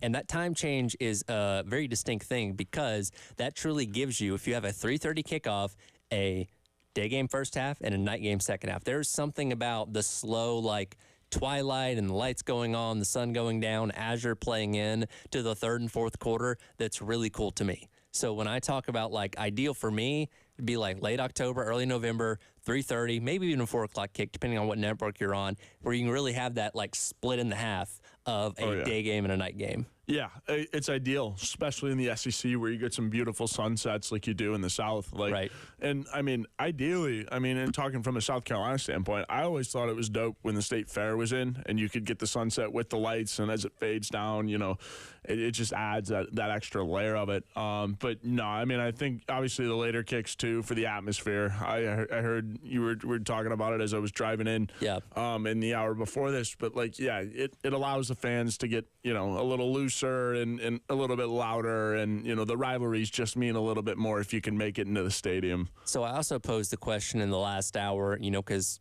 ESPN has moved some things around the last week of the regular season, where you're not going to have the Egg Bowl on Thanksgiving anymore, be on Black Friday, as well as Georgia and Georgia Tech being the nightcap on Black Friday on ABC at 7:30. You know, I don't want to say Clemson, South Carolina is not as important of a rivalry, but I do feel like it's gotten lost in the shuffle in recent years. Where, and again, Clemson's had their heights of success and winning national championships and all that kind of stuff. South Carolina's not been on their level. I'm not telling people anything that's not true. It's very much true. But last year, those two teams were about as evenly matched as they've been in a while, it seems like. Even go back to South Carolina's upset 2 seasons ago. Nobody expected that to happen. But, when you're talking about the Iron Bowl, obviously Texas and Texas A&M playing each other now, Florida and Florida State, Louisville and Kentucky, it seems like South Carolina is not kind of viewed in that high priority on rivalry weekend. Would you like to maybe see that game moved to Thanksgiving night? Maybe Black Friday as well, to where it can kind of stand on its own and garner a little bit more spotlight. Yeah, Thanksgiving night would be interesting. And then, Black Friday on its own would be also, I think a good pairing. Anything when that game is a standalone is good for football. Because last time it was, Jake Bentley threw for 500 yards in Death Valley. Right. And it's one of the oldest rivalries in sports, that football rivalry between Clemson and South Carolina. I'm actually wearing a shirt from that rivalry way back, like the Daily Gamecock, the cartoon that got, the whole stir up. So it's crazy that we're talking. But so, yeah, no, I think anything is good for it. And again, as these programs are evolving, I think, it's going to be better for both of them, both, programs and the exposure, because both teams are launching themselves into national conversation themselves. And I think everybody understands the bitterness of the rivalry. Of course, we all know the brawl that happened 20 years ago that kind of sets the tone for what this rivalry is. But again, when you have 7, 8 other SEC rivalries going on that given Saturday after Thanksgiving, this one can kind of get lost in the shuffle a little bit. And I would like to see it maybe find a way to be a little bit more featured if you did have the opportunity to play on a Thursday or a Friday where you're not having as much competition to go up against. Yeah, most definitely. And I certainly would springboard this rivalry, onto a more national stage. And it's got one of the cooler trophies too. There are some rivalries out there with weird and wonky trophies. So the Palmetto Bowl trophy is one of the best ones for sure.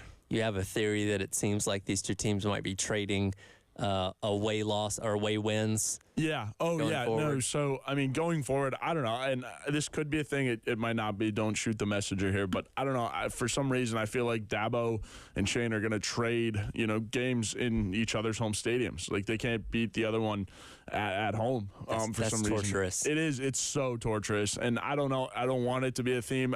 Ideally, they could just, fix it to where it's, they're beating each other at home. Sure.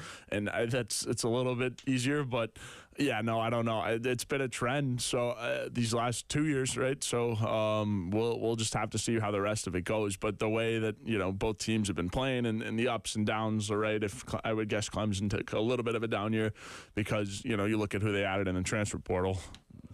Nobody. Yeah, but I know. Yeah, so like in Carolina's on the way up, restocking the defensive line, restocking the defense. So just missing each other, and we'll see. Well, that at least tells us that Carolina would win this year. So yeah, there's that. I know. Knock on wood. And again, don't shoot the messenger if it goes right. It's still May. But I do love the fact that we can get a better idea of what the schedule is going to look like so early in advance, because we got used to so many years of CBS gets first priority and then it's ESPN, and we're not going to know until 12 days before, and sometimes even 7 days before, depending on what happens on a given weekend, where you kind of have that flex of, okay, this game could be at 7 or 7:30. We're going to know a lot of these things well in advance. I know on June the 11th we're going to get at least the time frames of these games without the official kick on some of them, because there is going to be some flexibility when the season gets here. But I love the fact that we're knowing this a lot better ahead of time than what we've had in years past. Oh yeah, and again, we're 100 days out and we know kick times, so I'm all for it. So for sure, we'll come back. We'll wrap up today's edition of the Extra Point. Do something that Colin and I started a year ago: the mascot fight of the regional. Which mascot comes out on top in Raleigh? I have thoughts, Tyler. Don't worry. We'll hit that coming up next. It is the Extra Point. He's intern Joe. I'm Tyler Head, along with you on this Friday on The Game.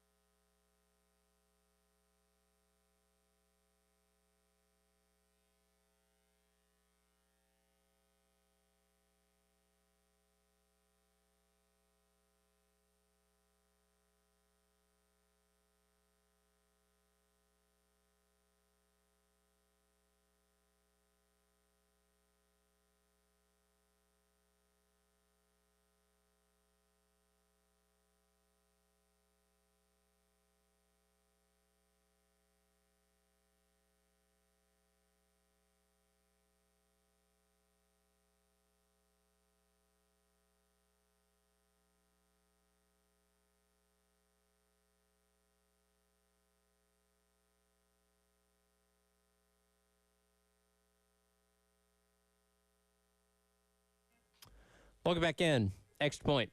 Towerhead, intern Joe hanging out here. As he does each and every Friday, we've talked about everything to do with this regional up there in Raleigh, except perhaps the most important question. For those that may not recall, last year when Colin and I were doing the In the Bonus show, as Carolina was hosting the regional a year ago, we had a pretty unique matchup of mascots. We had, of course, South Carolina Gamecocks. The NC State Wolfpack was here a year ago. The Campbell Camels and the Central Connecticut State Blue Devils.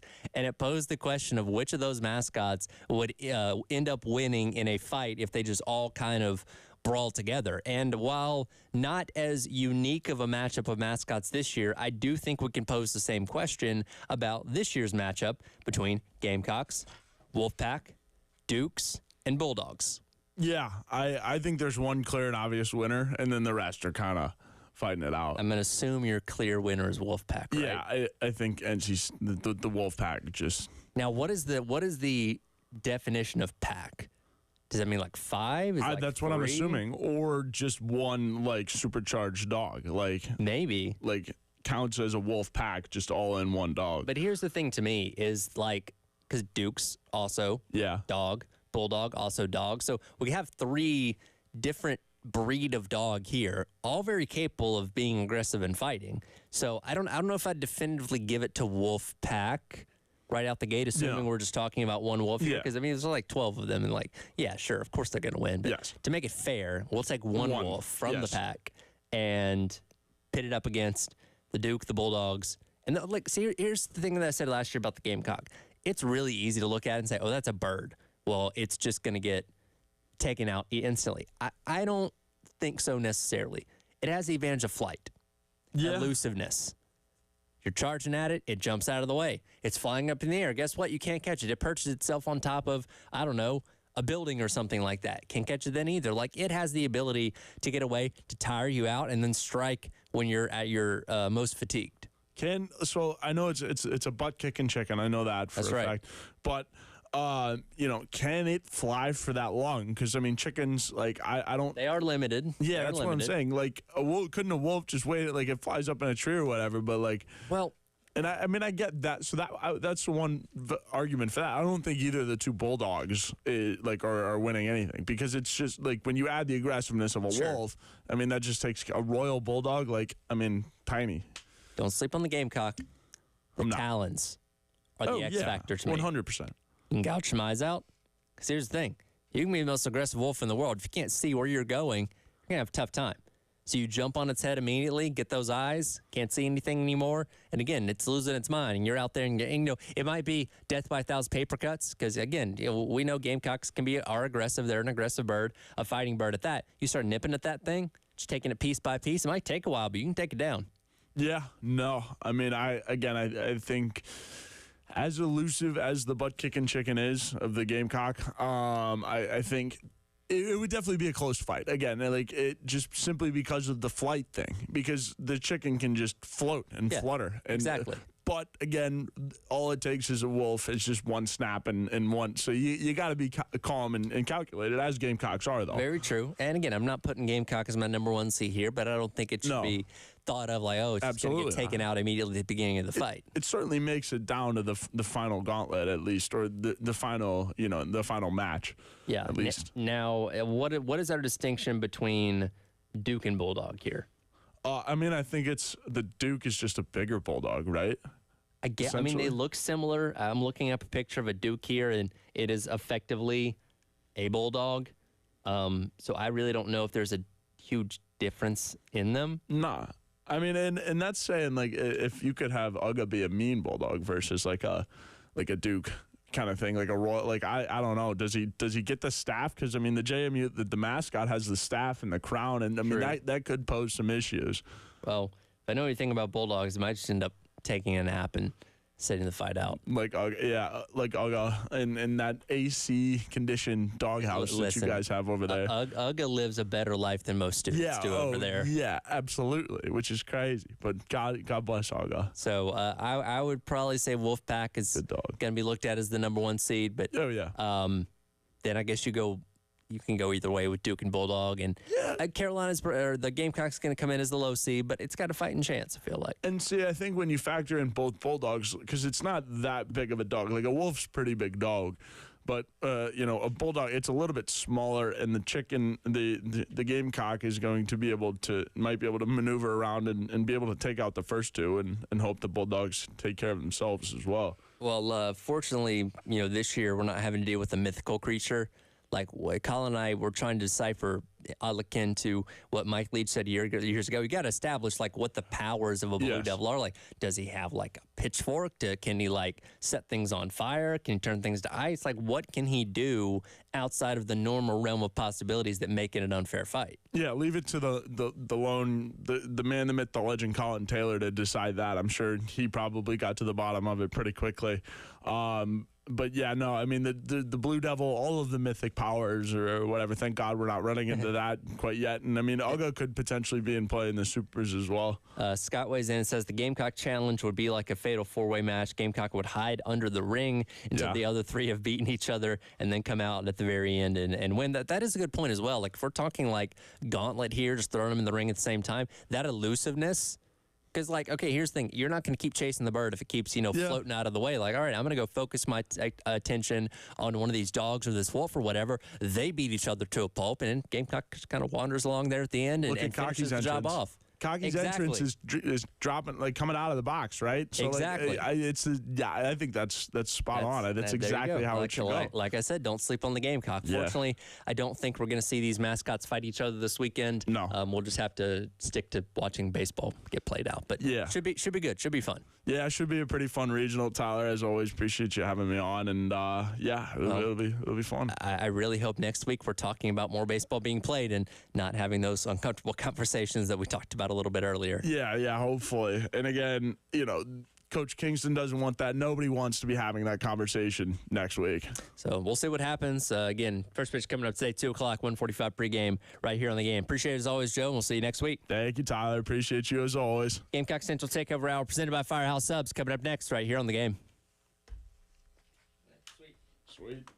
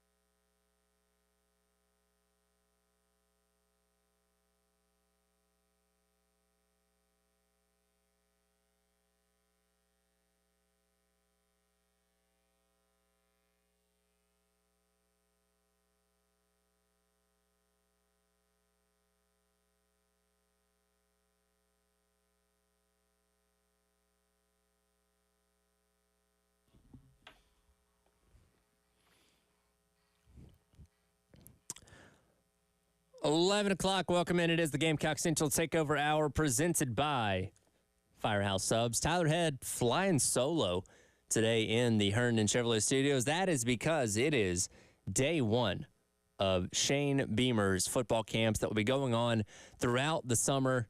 Of course, big recruiting weekend as well. So Wes and Chris out there covering all things happening as the weekend goes along. Chris now joining me to start off our show today on the Love Chevrolet phone lines. You know, school's out. Kids getting to enjoy the summer a little bit. We always love a good summer camp. So what are we talking about today? We got some water skiing, some s'mores, some archery. What's happening out there at the Shane Beamer football camp?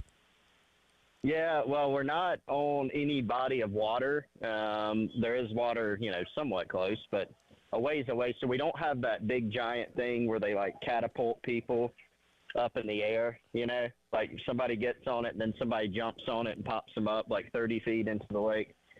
We do not have that. You're telling me that wouldn't be a good gauge of football talent? Well, I mean, there's some athleticism involved. But no, this is what we got going on is a work day here, Tyler. I mean, we've checked in here a while ago. Registration is ongoing. They haven't begun drills yet, but it is day one. And from what I see, it looks like the kids and all the staffers here at camp are ready to go. And supposed to be a pretty big group today in terms of volume. There's certainly going to be, maybe not the highest volume of big-time prospects in terms of guys that South Carolina is going to, have offered scholarships to or will eventually offer scholarships to. Certainly going to be some volume today in terms of number. My understanding is they have about 250 kids pre-registered here. And so it could end up being, between that and walk-ups, we see upwards of about 300 here. But there will be some prospects that Wes and I will be tracking throughout the day, guys that are, looking to earn offers, and even some guys that maybe already do have offers from the Gamecocks. And as I mentioned, multiple of these camps can be going on over the course of the summer. This just happens to be day number one. Is there any significance to getting in on the first one, or are they all kind of play out about the same? Yeah, they're all pretty similar. Just in terms of, what you do each day is going to be about the same, right? They're going to take the kids through the registration process, get the T-shirt, get their measurements, put them through combine-style testing. So, they're going to be running the 40. They're going to be doing vertical leap, the shuttle drills. Going to put them through kind of a county fair of actual drills, have lunch, and then there'll be one-on-ones later, which, all of those parts are actually really important because, during the drills, looking at how guys move, how coachable they are, the testing and measurement phase, you want to see, oftentimes at positions, you're looking for a certain body type or a certain physical profile. It's not the end-all, be-all, but typically you like to see some of those markers the coaches do. And then obviously the one-on-ones is, you're not out there in helmets and pads, in full football pads, but you're out there, getting some work done and able to show what you can do. So, there's not really a difference, but you do see some guys maybe who are kind of gunning for an offer, who are looking to get an offer. Sometimes you do see those guys come early in the process on day one. And, so a guy that kind of would fit into that category, Tyler, an in-state prospect that we're keeping a close eye on, going to be watching closely today, Jaquel Holman out of Blackville Hilda High School, is a linebacker / DB who just won 3 state titles in track. First year running track. He won it in the relay, he won it in the 100, won it in the 200 as well. So he's a guy with size who can run, who can move. And now for the staff, it's about just kind of assessing how he moves, where he may project at the next level. And if things check out, it wouldn't be a huge shock if he ended up being a guy that South Carolina offered. But we'll have to see where things go. He's one that we'll certainly be keeping an eye on today. There's also some young quarterbacks who are very intriguing as well who will be on hand. So when talking about Holman, and again, you mentioned that speed coming over from track, what specific kind of drills are you going to be looking at for somebody like him to get a really good gauge of what he brings to the table today? Well, the first thing is, for somebody like him, I think there's multiple facets of it, and, you're going to be looking at the size there. I think he's listed at 6'1", 195 or so, so you're just going to want to check that out. Okay, is that size totally accurate? Is he a little bit taller? Is he a little bit shorter? What's the weight look like? And then kind of just physically, where does he profile? And I think the actual drills are going to help with that. You know, whether he's out there, it wouldn't surprise me. I don't know this, but I wouldn't be shocked if they say, hey, go spend some time at DB and go over there and spend a little time with Clayton White and Trey Mundy and those guys at linebacker. That's actually one of the questions they want to solve. But just what does he look like physically? And then how does he move? You know, that'll be something in drills. But I'll tell you one thing that I think they're really going to be looking at, too, that it really kind of kicks off the day, Tyler, not only for a guy like Coleman, but others who are in that kind of skill position or a DB or a linebacker group. They're going to be looking at that 40 time. You know, there's always this point in the day where, you know, you start learning about some guys, whether you knew they were going to be at camp or not, you know, whether they just popped up or whether they were on, you know, kind of the list that you had going into the day. There's always going to be a point in the middle of camp before one-on-ones where you go, okay, this guy's here, he measured in at this, and he ran this. Right, it kind of reminds me, we talked about this, I think, yesterday, Fred Johnson, J.R. Johnson, who's now a Gamecock linebacker, same deal last year. Like, we didn't even know, I don't think, he was going to be at camp that day. But you go and you see this kid out there in linebacker drills and go, ooh, who's that? You know, because he looks about 6'3", 225, and that's what he ended up measuring at. And then you go do some digging around with some guys at camp, and you find out, okay, yeah, he was 6'3", he was about 220, 225, and he ran a 4.5. And that kind of always perks your ear up. And, okay, this is probably going to be a guy to watch. So it turns out he checked out in the one-on-ones and all the drills as well, in addition to the times he put up. South Carolina obviously knew about him and his film, and then they ended up offering him, and then they ultimately end up landing him. So sometimes there's a pretty cool progression like that. We've seen that a lot at camp.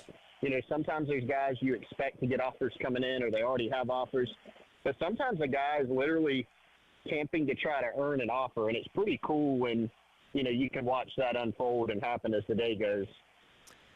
Speaking of some prospects that are, you know, a couple years away from potentially being Gamecocks, one, kind of looking at your rundown here on Gamecock Central, a name to know, Caleb Ivey, 6 foot defensive back out of Dutchtown in Georgia. 2028. The kid's, 14 years old and already turning some heads, getting some SEC offers? Yeah, already has an SEC offer from Arkansas. And, you know, I actually know one of his coaches at Dutchtown High School who I was messaging with yesterday saying, hey, I heard Caleb Ivey was going to be at camp.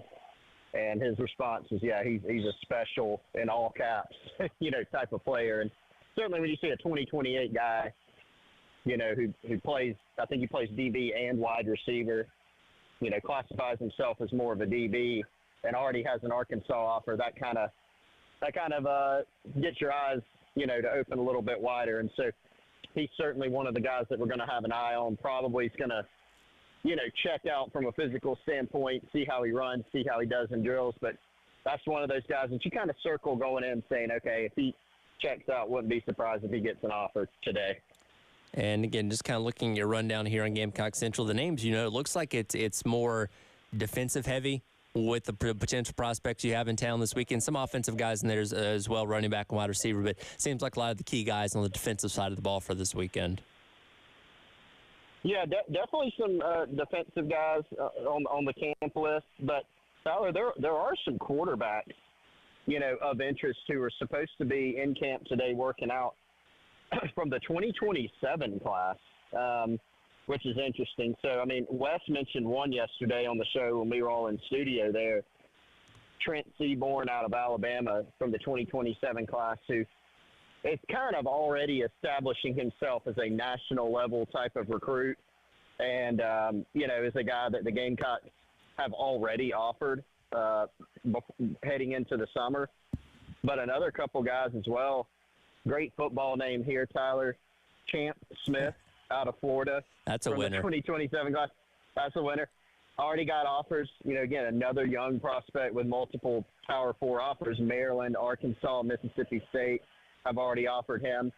And then another 2027 quarterback. Must be the day of 2027 quarterbacks here. Cooper Newman out of Tennessee already has an offer Power 4 level from Virginia Tech. And so Dowell Loggins, the offensive coordinator, quarterbacks coach, get a look at him today as well. Threw for 1,900 yards last season at high school in Tennessee. So those are another few guys we'll get a look at. We'll see, Tyler, depending on the timing, too. Wes and I might be able to put some eyes. They won't be working out today. Might be able to put some eyes on the official visitors who are due to arrive this afternoon and this evening. The Gamecocks have a double-digit slate of official visitors from the 2025 class on this first big weekend. So things are going to be pretty busy here at the Steve and Jerry Spurrier Indoor Facility. Certainly going to have plenty to recap come Monday. Hopefully a lot of good returns from what you see at camp this weekend as well as the official visitors. The most important question, though, have you made any comments to Wes about the heat yet? There have been no comments about the heat. Actually, the only time I've stepped outside twice. I got here early. You will not be shocked to learn. I got here way too early. West was still technically on time because nothing's really going on. It's just registration. It's just kind of milling around talking to people. West did arrive after me as usual. The only times I've gone outside were from my car to the indoor, and then I've stepped outside a couple times to talk to you. But right now we're in the nice, cozy AC, but we will have to make our way outside later, and so I will keep you updated. We'll have a full report on Monday as to how many times I complained about the heat. Well, I'm certainly looking forward to it, and I'm sure Wes will roll his eyes every single time. We'll let you get back to it. No, it's going to be a busy weekend again. Hopefully got some good things to talk about come Monday. All right, Tyler, you hold it down in there for us. Try not to break it. I know you won't. We're the ones that break it normally. I will do my best. Everything goes well. I'll do my best, make sure everybody knows about Firehouse Subs as well, of course. Well, I am hungry, and there's one close. There's also one close to the indoor facility here because it's close everywhere, right? That is very true. Yeah. You were never that far away from a Firehouse Subs in Columbia. All right, Chris, we'll let you get back to it. Right. Thanks, man. Talk to you later, Tyler. Chris Clark out there at day one of Shane Beamer football camp. And again, we'll get a full report from them come Monday after the weekend concludes. We'll jump back into the baseball conversation. We're going to revisit our conversation Wes and I had yesterday with Katie Harper previewing the James Madison Dukes for the matchup coming up later today. We'll let that coming up next. Gamecock Central Takeover Hour presented by Firehouse Subs here on the game.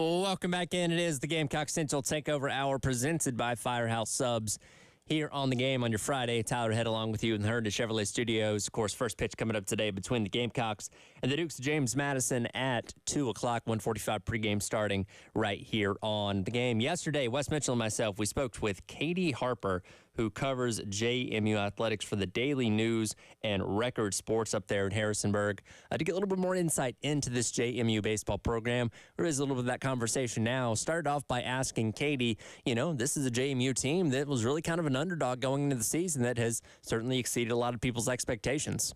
They really did. And again, thanks for having me on to talk about them. Entering the season, they had one guy that was on the preseason All-Sun Belt list, and they were projected to finish 10th. And it's kind of been a long history of this baseball team being down and no one really expecting much out of them. And then, especially at the start of this year, they raced off to a hot start in non-conference play and then kind of carried it into the Sun Belt play.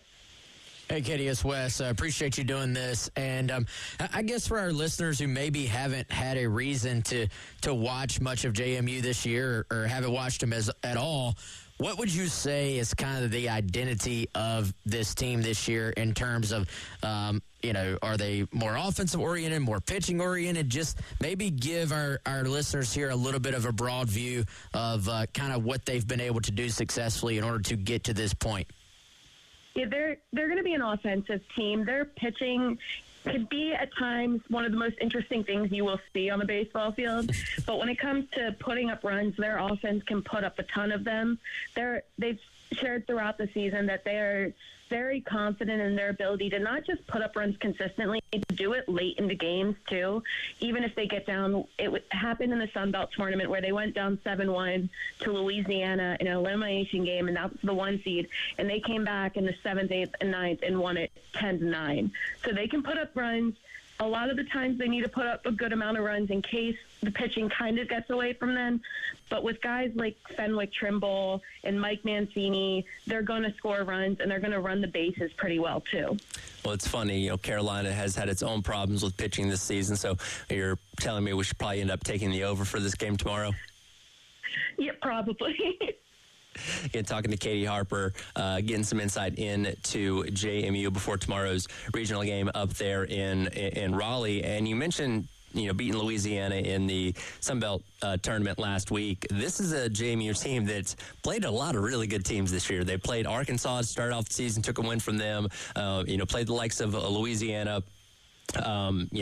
Played a Niagara team that also made the NCAA tournament as well. Like, they've played some really good opponents this year and picked up wins against a lot of them as well. Like, I know we can kind of look at a team that comes in without, being an AQ like JMU was and think they're just not battle tested. But this team has very much played good competition this year. They have, and it's something that their head coach, Marlon Eichenberry, is really proud of. And he said it to us the other day that, he's not scared to go out there and schedule an SEC team to play against, especially early in the season, because at times he knows that being in the Sun Belt, you may not win that conference tournament, so you may need to build that strong resume to get this chance into a regional. And he's very proud of this year's schedule. The two Niagara games were actually some of the ones that he's most proud of, to get them down in a midweek series and be able to face what he called a really good pitching staff from them was definitely an early test and they won quite a bit of their non-conference games. And I know for a lot of us in the media up here in Harrisonburg, leading into that 4-game Arkansas stretch, a lot of our conversations were around if they can just somehow take one. And they did. And on top of that, they were run-ruled once, but for the most part, that was a good series for them, where they hung in it sometimes. They got up early in the first game, so there's some confidence behind these guys.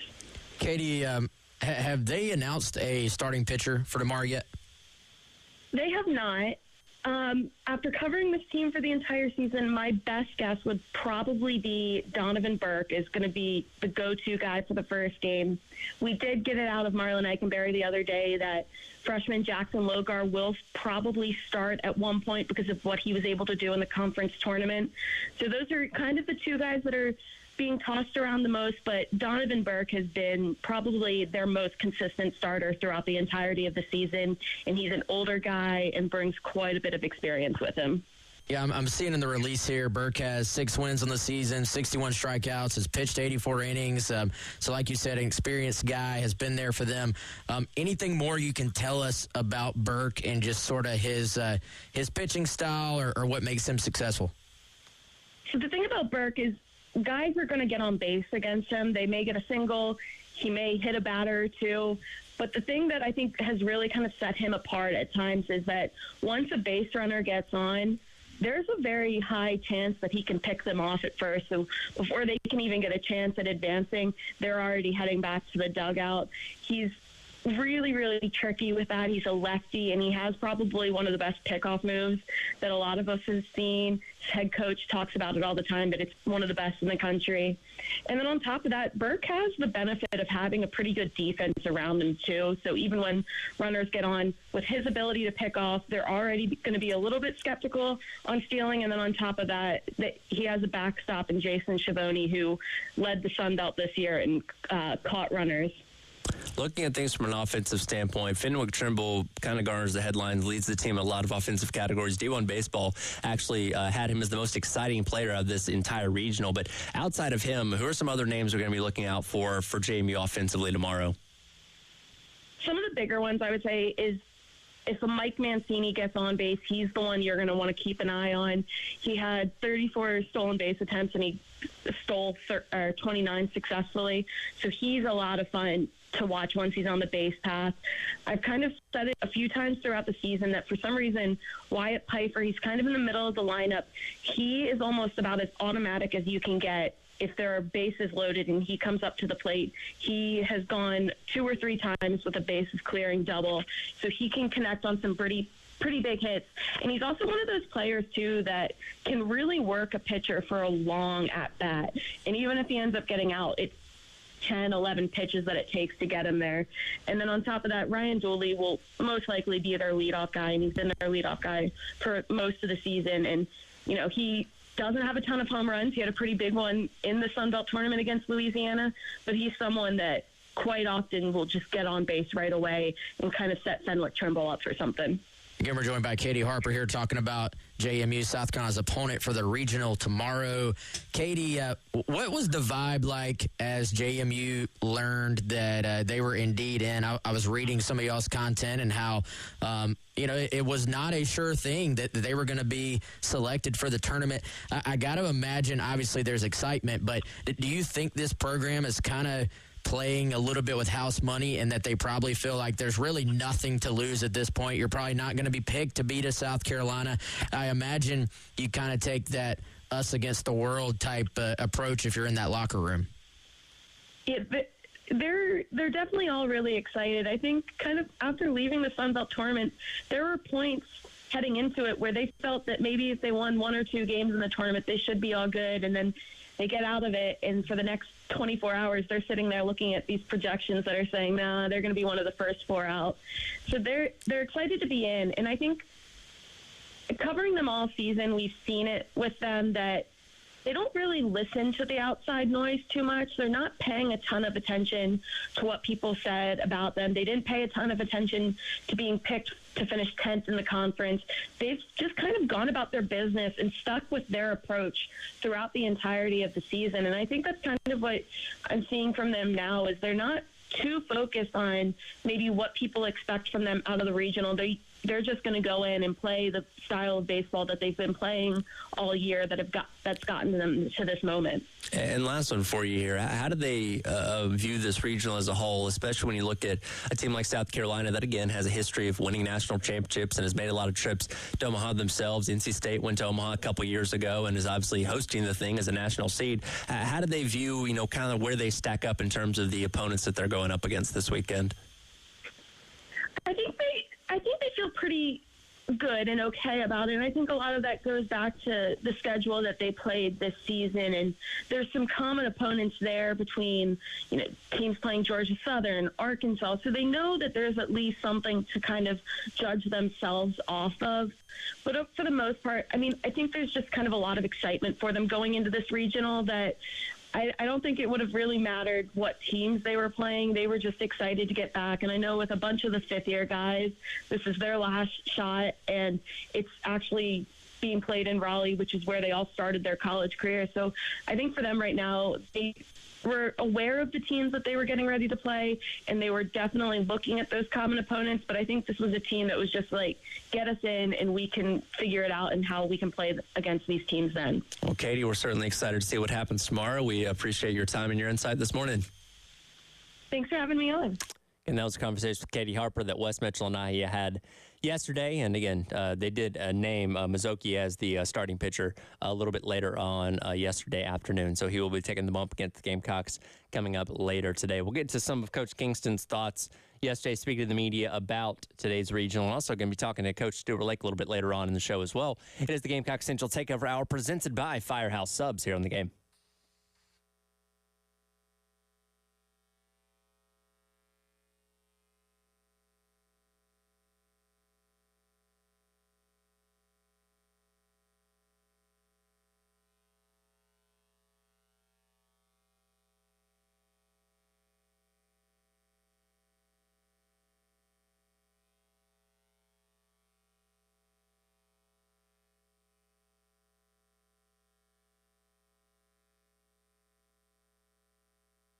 Our friends over at Integrated Media can help bring your home into the modern age, because when you choose Integrated Media to install your smart home systems or do anything that you need at your home or business from an audiovisual standpoint, they're going to help you be amazed by what your phone can do. Utilizing your smartphone, you can control your lights, your thermostat, your sound systems, TVs, security cameras, and your alarm. Again, all from the touch of a button. Go check out what they can do at integratedmediainc.com. They've got reviews there for you. They have a lot all about their services. Again, security and cameras, TV installations, audio, video, home theater, and complete smart home solutions where you can control everything in your home from the touch of a button. 803-948-8327, or go to their website, integratedmediainc.com. Michael, Nathan, their team, I can personally attest to the fact they're awesome. They've been to my home, integratedmediainc.com.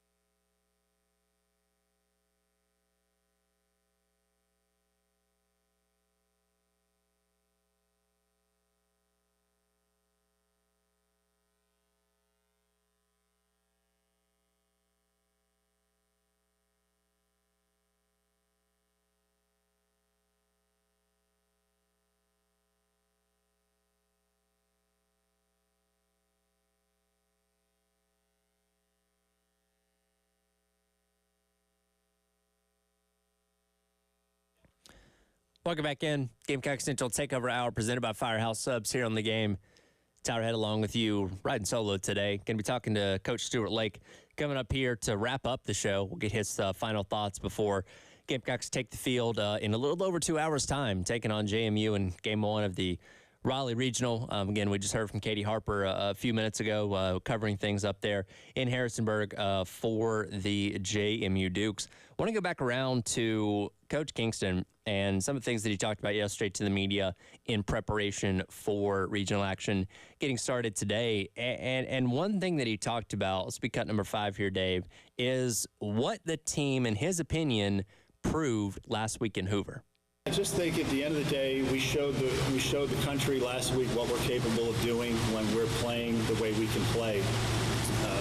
We've had a good season. You know, it's ups and downs, but generally all the teams in our league had some ups and downs because of the degree of difficulty. And so I think what we showed is that we can take a punch and we can keep moving forward. And when we get on a run, we're pretty darn good. And that's what we did this past weekend. We played 5 games. We beat Kentucky, national seed. We beat Arkansas, national seed. We beat Alabama, NCAA tournament team, and we went toe to toe with LSU and had 2 games slip away. But we very easily could have won those games as well. So we're playing good baseball right here at the end of the season, and it's a new week, so we just have to make sure that we capitalize on that momentum. And he's not wrong. I mean, again, we were obviously very down on this team going into Hoover last week, and we wanted some semblance of hope, you know, not only from the fact of just securing a spot in the NCAA tournament, but also giving us a reason to believe that they're going to be able to do something in the tournament. And I think they did that last week. Now, again, the defensive issues are something you cannot overlook, and we hope that those, have been cleaned up and improved in these days that they've had off to prepare for this regional. But for the team as a whole, we, again, have talked about it all week, feel a whole lot better about where they are now than where they were a week ago. And, again, if your offense can continue to play at the clip that it did a week ago, if your pitching can, roll the momentum it had from solid outings for most of your guys last week, and, again, you fix the defensive problems, then there's no reason why you can't come away from this regional with a victory. And, again, that's easier said than done. You still got to go out there and play the baseball, obviously, and those other 3 teams that are up there in Raleigh are just as hungry as you are. But, again, this is a very talented South Carolina team, and that's what's been the frustrating part about the struggles they've had this season is what this team is capable of. If this was a team of, a bunch of scrubs or whatever that you knew wasn't capable of achieving anything, high, then we probably wouldn't look at those struggles as like, kind of expected that. But again, when you know the talent that you have on this team, All-Americans, Cole Messina, Ethan Petrie, incredible pitchers like Garrett Gainey, guys that have shown you plenty of potential, over the years, and guys like Eli Jones, when they're struggling, you're wondering what the heck. That's not the level of expectation that we have for you in this position that you're in. So, again, you restored a little bit of that good faith in your fan base a week ago, and hopefully that resonates as well this weekend. And, we can be talking about this team heading to likely Athens next weekend for a Super Regional. Yes, that would be a tough matchup, given the fact that, Georgia came in here a couple weeks ago and swept you. But, not trying to put the cart before the horse, but you'd at least be riding some momentum going into that. But again, you got to take care of business this weekend. Got to find a way to find 3 victories between JMU, NC State, and Bryant. Maybe you got to play one of those teams twice, depending on how things work out. But task at hand is JMU coming up today in matchup number 1. Again, a highly offensive team, one that you might have to beat 10-9 or something like that. But should be able to take advantage of what they bring to the mound as far as pitching goes, and hopefully South Carolina can walk out of there with the victory when it's all said and done. And then move on to tomorrow, where, again, if they end up beating James Madison today, they'll advance in the winner's bracket, take on the winner of North Carolina State and Bryant. First pitch tomorrow would come up at 6 o'clock with 5:45 airtime. And then if they end up losing today, they would be in the elimination game. So they would have their back up against the wall in game number 1, in game number 2. That'd be tomorrow at noon. Pre-game coverage starting at 11:45, again, right here on the game. But hopefully they're winning. Hopefully they're playing tomorrow. Hopefully they're playing late again on Sunday, because that means they'll be continuing to win and advance their way through the weekend. But, regardless, I'm very glad they've gotten to this point of where they're in the postseason, as opposed to, getting bounced in Hoover and then having to look into the long off season, without anything going on in the NCAA tournament. So thankful that they're in the tournament at least, and fingers crossed that hopefully they can turn on some magic this weekend and roll this into some kind of deep run. Does that mean Omaha? I don't know, but if we can get through this weekend, we'll see what happens past that. As I mentioned, Coach Stuart Lake, who's going to be on the call this afternoon with Derek Scott and all weekend long on the Gamecocks Radio Network, going to join me coming up next. And I want to look at things through a different lens with him, because, like I said, we've broken down this matchup 6 ways from Sunday of what team brings offensively, pitching, defense, all these kind of things. I really want to know Coach Lake's perspective on a regional purely from coaching, because he's seen this, he's experienced this himself multiple times through many different lenses in his career in baseball. And I really want to pick his brain a little bit about how he's going to approach some of the things that South Carolina's going to have to deal with this weekend and over the course of the entire regional. So we'll do that coming up next. Again, it is the Gamecock Central Takeover Hour. Tyler Head flying solo, getting you set for regional action with the Gamecocks starting off against James Madison later on this afternoon. All presented by Firehouse Subs here on The Game.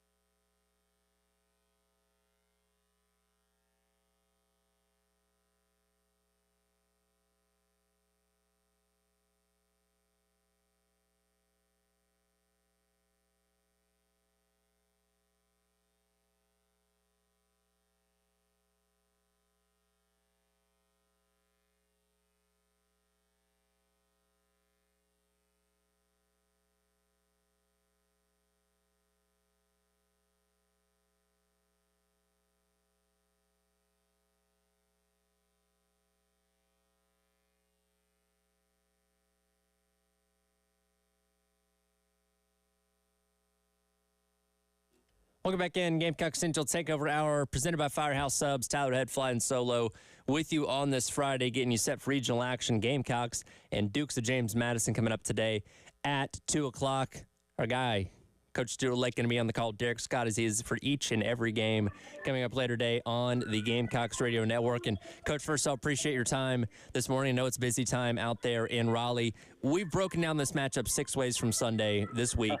I want you to put your coaching hat on and give us some analysis on how you're going to view things as the weekend rolls along. And we'll start off with this. I mean, we know the defensive issues this team has had a week ago. How do you go about in practice this week trying to correct that and making sure that's not going to be an issue once again this weekend? Well, I think the biggest thing, Tyler, you can do, and they did it yesterday, they got over here and probably out of their hour and 20-minute allotted time, they probably put over half of that toward defense. And it's one of those things of getting used to this playing surface, getting the confidence, because baseball, we all know how mental it is of, hey, we've done this. We're a good fielding team that fielded poorly at Hoover, no question, but it's just one of those moments that they're just trying to get that confidence built back up. And we're about to start BP here again, so get to play balls live off of the bat here and just kind of get comfortable in this environment. And when you look at a lot of those defensive issues coming at third base last week, we, of course, know Talmadge LeCroy got benched in the middle of the LSU game after committing a couple errors there. Lee Ellis comes in, had some issues of his own, but it seems like you're going to go with LeCroy again, for today and for this weekend. And I'm sure he's shown out in practice and taking live reps, with grounders and stuff this week. But how do you know? From a confidence standpoint, you're putting somebody back out there. They're going to be able to go out there and make a difference when the game is, when things are actually live once again, taking on a new opponent. Because, again, you can only learn so much from practice. How do you know that confidence is going to be there for a guy like him today? Well, I'm going to be honest. In my whole career, you don't. And the hardest part of this is this James Madison team, as I've talked to different coaches, especially from the Sun Belt, they're probably a lot like Kentucky. So you're going to see a team that's going to bunt a lot. You're going to see a team that runs. So they will put pressure on. Now, the good part of that, if there is one, is you have some success early in the innings defensively. You hopefully can just mentally move on. But I really feel this James Madison team is going to try to put pressure on our infield defense early just to see how we do respond. Again, talking to Coach Stuart Lake out there at the Raleigh Regional, getting set for the Gamecocks. And the Dukes of James Madison coming up today at 2 o'clock. James Madison's an interesting team where they don't have necessarily the rich history of being in regionals and being in the NCAA tournament, quite like South Carolina has. First appearance in the tournament since 2011. Is there a different, I don't know if approach is the right word. Do you look at a team differently that hasn't been there before, that maybe is playing with a little less of the pressure on their shoulders than opposed to what South Carolina is, with a team like James Madison today? I think you do. And Marlon Eichenberry is the head coach at James Madison. Marlon was at BMI when I was at Charleston Southern. It was one of my best friends in the Big South. This is his first ever regional. So it was amazing to me when he and I were sharing that the other day. I just thought maybe as an assistant or a head coach or maybe as a player he had went. So this will be one of those things that I'd kind of take as an advantage if I were South Carolina, that we've been to them and a coaching staff that's been to them. So I think a lot of that benefit goes more our way than James Madison, say, playing with house money is how I would feel about it. Looking at things from a pitching standpoint, Eli Jones going to get the start on the bump today. The pitching as a whole was a whole lot better last weekend in Hoover than it had been the past couple weeks to wrap up SEC play. When you go into a regional, much like Hoover last week, where you don't really know how many games you're going to end up playing over the course of the weekend, we, of course, hope they win 3 and that's it, and you're moving on to a super. But not knowing exactly how many games you're going to have to play, how do you go about managing that to make sure you're not burning up all your arms in game number 1, but also making sure you have enough quality, for game number 3 or 4 if you get that far? Yeah, and, I think game plan today, I eavesdrop a lot, when I'm eating breakfast and listening to them. I think it's more of the really see – they would love to get a quality start out of Eli, obviously. Then Ty Good ready today, Chris Beach in that role. I know it would be the best scenario is we can just save Garrett Gainey today, have him ready to go tomorrow in a winner's bracket game. So it's, I learned it in all my years with Coach Tanner and then at Ole Miss, win the game you're in. And it kind of sorts itself out. And I think that's how this coaching staff's approaching it too. But in a perfect world, for sure. But I also said, too, I thought Matthew Becker was very effective at the SEC tournament. So he gives you a left-handed guy, again, that can come in there and maybe mix a lineup up if you need to in the middle innings, too. But after what they went through last week, I really thought that was huge for them to learn coming into, like you said, maybe a 5-game series again if you get in a loser's bracket. You mentioned it a moment ago, try and focus on the game that you're playing before worrying about any of the others. Is that harder to do in a tournament? Because, again, it is, especially in the NCAA tournament, do or die, where, you know, you lose 2 and you're out. Like, is it harder to not kind of think about some of those other games while you're still in the game that you're playing? Well, it's harder when you know the host seed is playing tonight. You're kind of always looking as the 1 or 2 seed. You're always keeping your eye on each other, and you don't want to slip up and let that 3 seed or even a 4 seed, if you're the one, get you on opening day. The key is to win the first game, because if you can win this first game, you know you're in the winner's bracket game tomorrow night. Then win or lose, your Sunday and the rest of the schedule's kind of set. You know, you may have to win 2 on Sunday and win another one on Monday, but if you lose this first one, you start to really – you got to bounce back, play the early game tomorrow. Then you know you got to play both games on Sunday. So it becomes mentally exhausting. So I put all my effort today into winning this first game. You know, we hear from Coach Kingston and some of these other coaches when asked about the difference in the NCAA tournament between regular game, and they all say, oh, it's just another game, take it one game at a time. But from your perspective, is there really a different aura when you're in these games? Is there a different feeling, different mood and vibe around the locker room, knowing that you're now in the pursuit of going to Omaha and chasing a national championship? Yeah, I'm certainly not as smart as a lot of those guys, because when you start seeing the blue NCAA stickers and the blue NCAA signs around your venue, and I was fortunate to get to play in a bunch of regionals and those super regionals, there's definitely a different excitement. And, yes, as a coach, you're trying to pull it back a little bit, but sometimes you want them to – I always want to acknowledge, hey, you've earned this. This now is 64 teams fighting for those 8 spots, and you've earned that right. But this is to me, and I can only talk for myself, I'm standing right outside now. We got here early to the park to watch. There's NCAA regional signs everywhere. There's just a different buzz, even after leaving Hoover, which is an incredible buzz. But this is a different buzz when you get into the regionals. And last one for you here. You know, we talk a lot about the pressure this team's under and, you know, going to a super regional a year ago, and that's the level of expectation a lot of people had, a bare minimum for this team to get back to once again. If you're Coach Kingston, knowing you have that pressure and the ups and downs this team has dealt with this season, you know, what's that like from a head coaching standpoint, knowing the weight of the world's kind of on you this weekend to do whatever you got to do to get out of this and get it to a super again? Yeah, and you know, the biggest advice I could give if Coach would ask me is be prepared, because what I've learned from the Ray Tanners and Mike Bianco's working with them, it's up to the players. And I know Coach Kingston knows that too. Do everything you can in preparation. Have the game plan in order, Tyler, that you talked about with who are we using out of the bullpen and, you know, this and there. And then otherwise, let these guys play. Because once they say play ball in a regional, it truly becomes about the players. And that's the cool thing as a coach. Sometimes it's just stay out of the way. Stay out of the way and let them play and be there when you need to be. Otherwise, I feel like the experience and the confidence that they got from last week is a big help coming into this regional. Well, we're certainly looking forward to it, and hopefully we're talking about more baseball getting played coming up next weekend with a successful regional up there in Raleigh. Certainly wish you and Derek the best of luck on some great calls this weekend, and like I said, hopefully we're talking about a lot of wins next week. Awesome. Thank you, Tyler. Me too. Look forward to talking to you again. Absolutely. That is Coach Stuart Lake up the road in Raleigh as we were right under 2 hours away from first pitch between the Gamecocks and James Madison, 2 o'clock, and pregame coverage starting at 1:45 right after Terry and myself, wrap up the halftime show. As Stuart mentioned there, they are taking some infield practice and some batting practice as well in preparation for the game. Just kind of scrolling through Gamecock Baseball's Twitter, they have not released the starting lineup just yet. I believe Coach Kingston said yesterday the limit for that is about 45 minutes before first pitch. So we'll get a good look at that point in time of what exactly they're going to roll out from a starting 9 standpoint, and answer the biggest question that we have is what exactly you're going to do about third base, which again, I believe we're going to go with Talmadge Lee Corey. I'd be very shocked if Tyler Cossey gets the nod there, just because, and he's a guy that's shown plenty of potential and plenty of flash this season, particularly early on in the year, but you haven't played it in over a month. And you're talking about NCAA regional, and I know Lee Croy had his struggles, last week in Hoover, but he's been there before.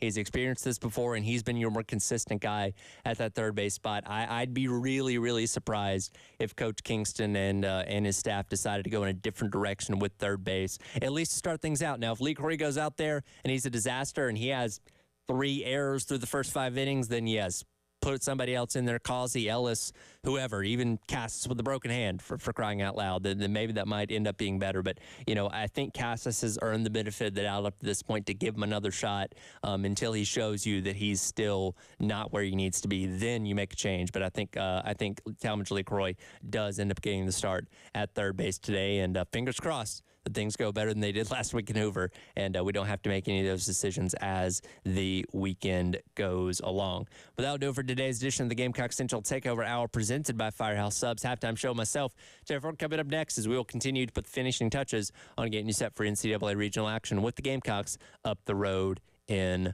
Raleigh.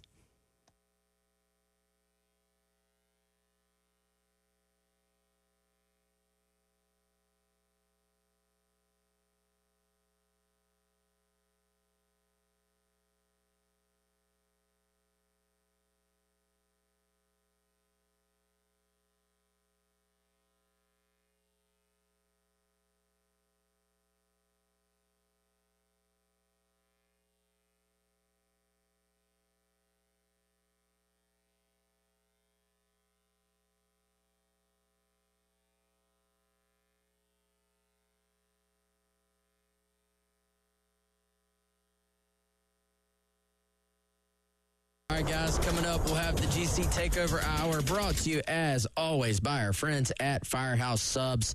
Hit up Firehouse Subs right now, either on the app or online at firehousesubs.com, and order your Rapid Rescue to go. It is by far the easiest, most efficient way to get your lunch. Avoid the wait. Order online. They're going to have that sub waiting for you right there on the shelf in a bag when you walk in, with your chips in the bag as well. You want to try something new? The Barbecue Cuban is back.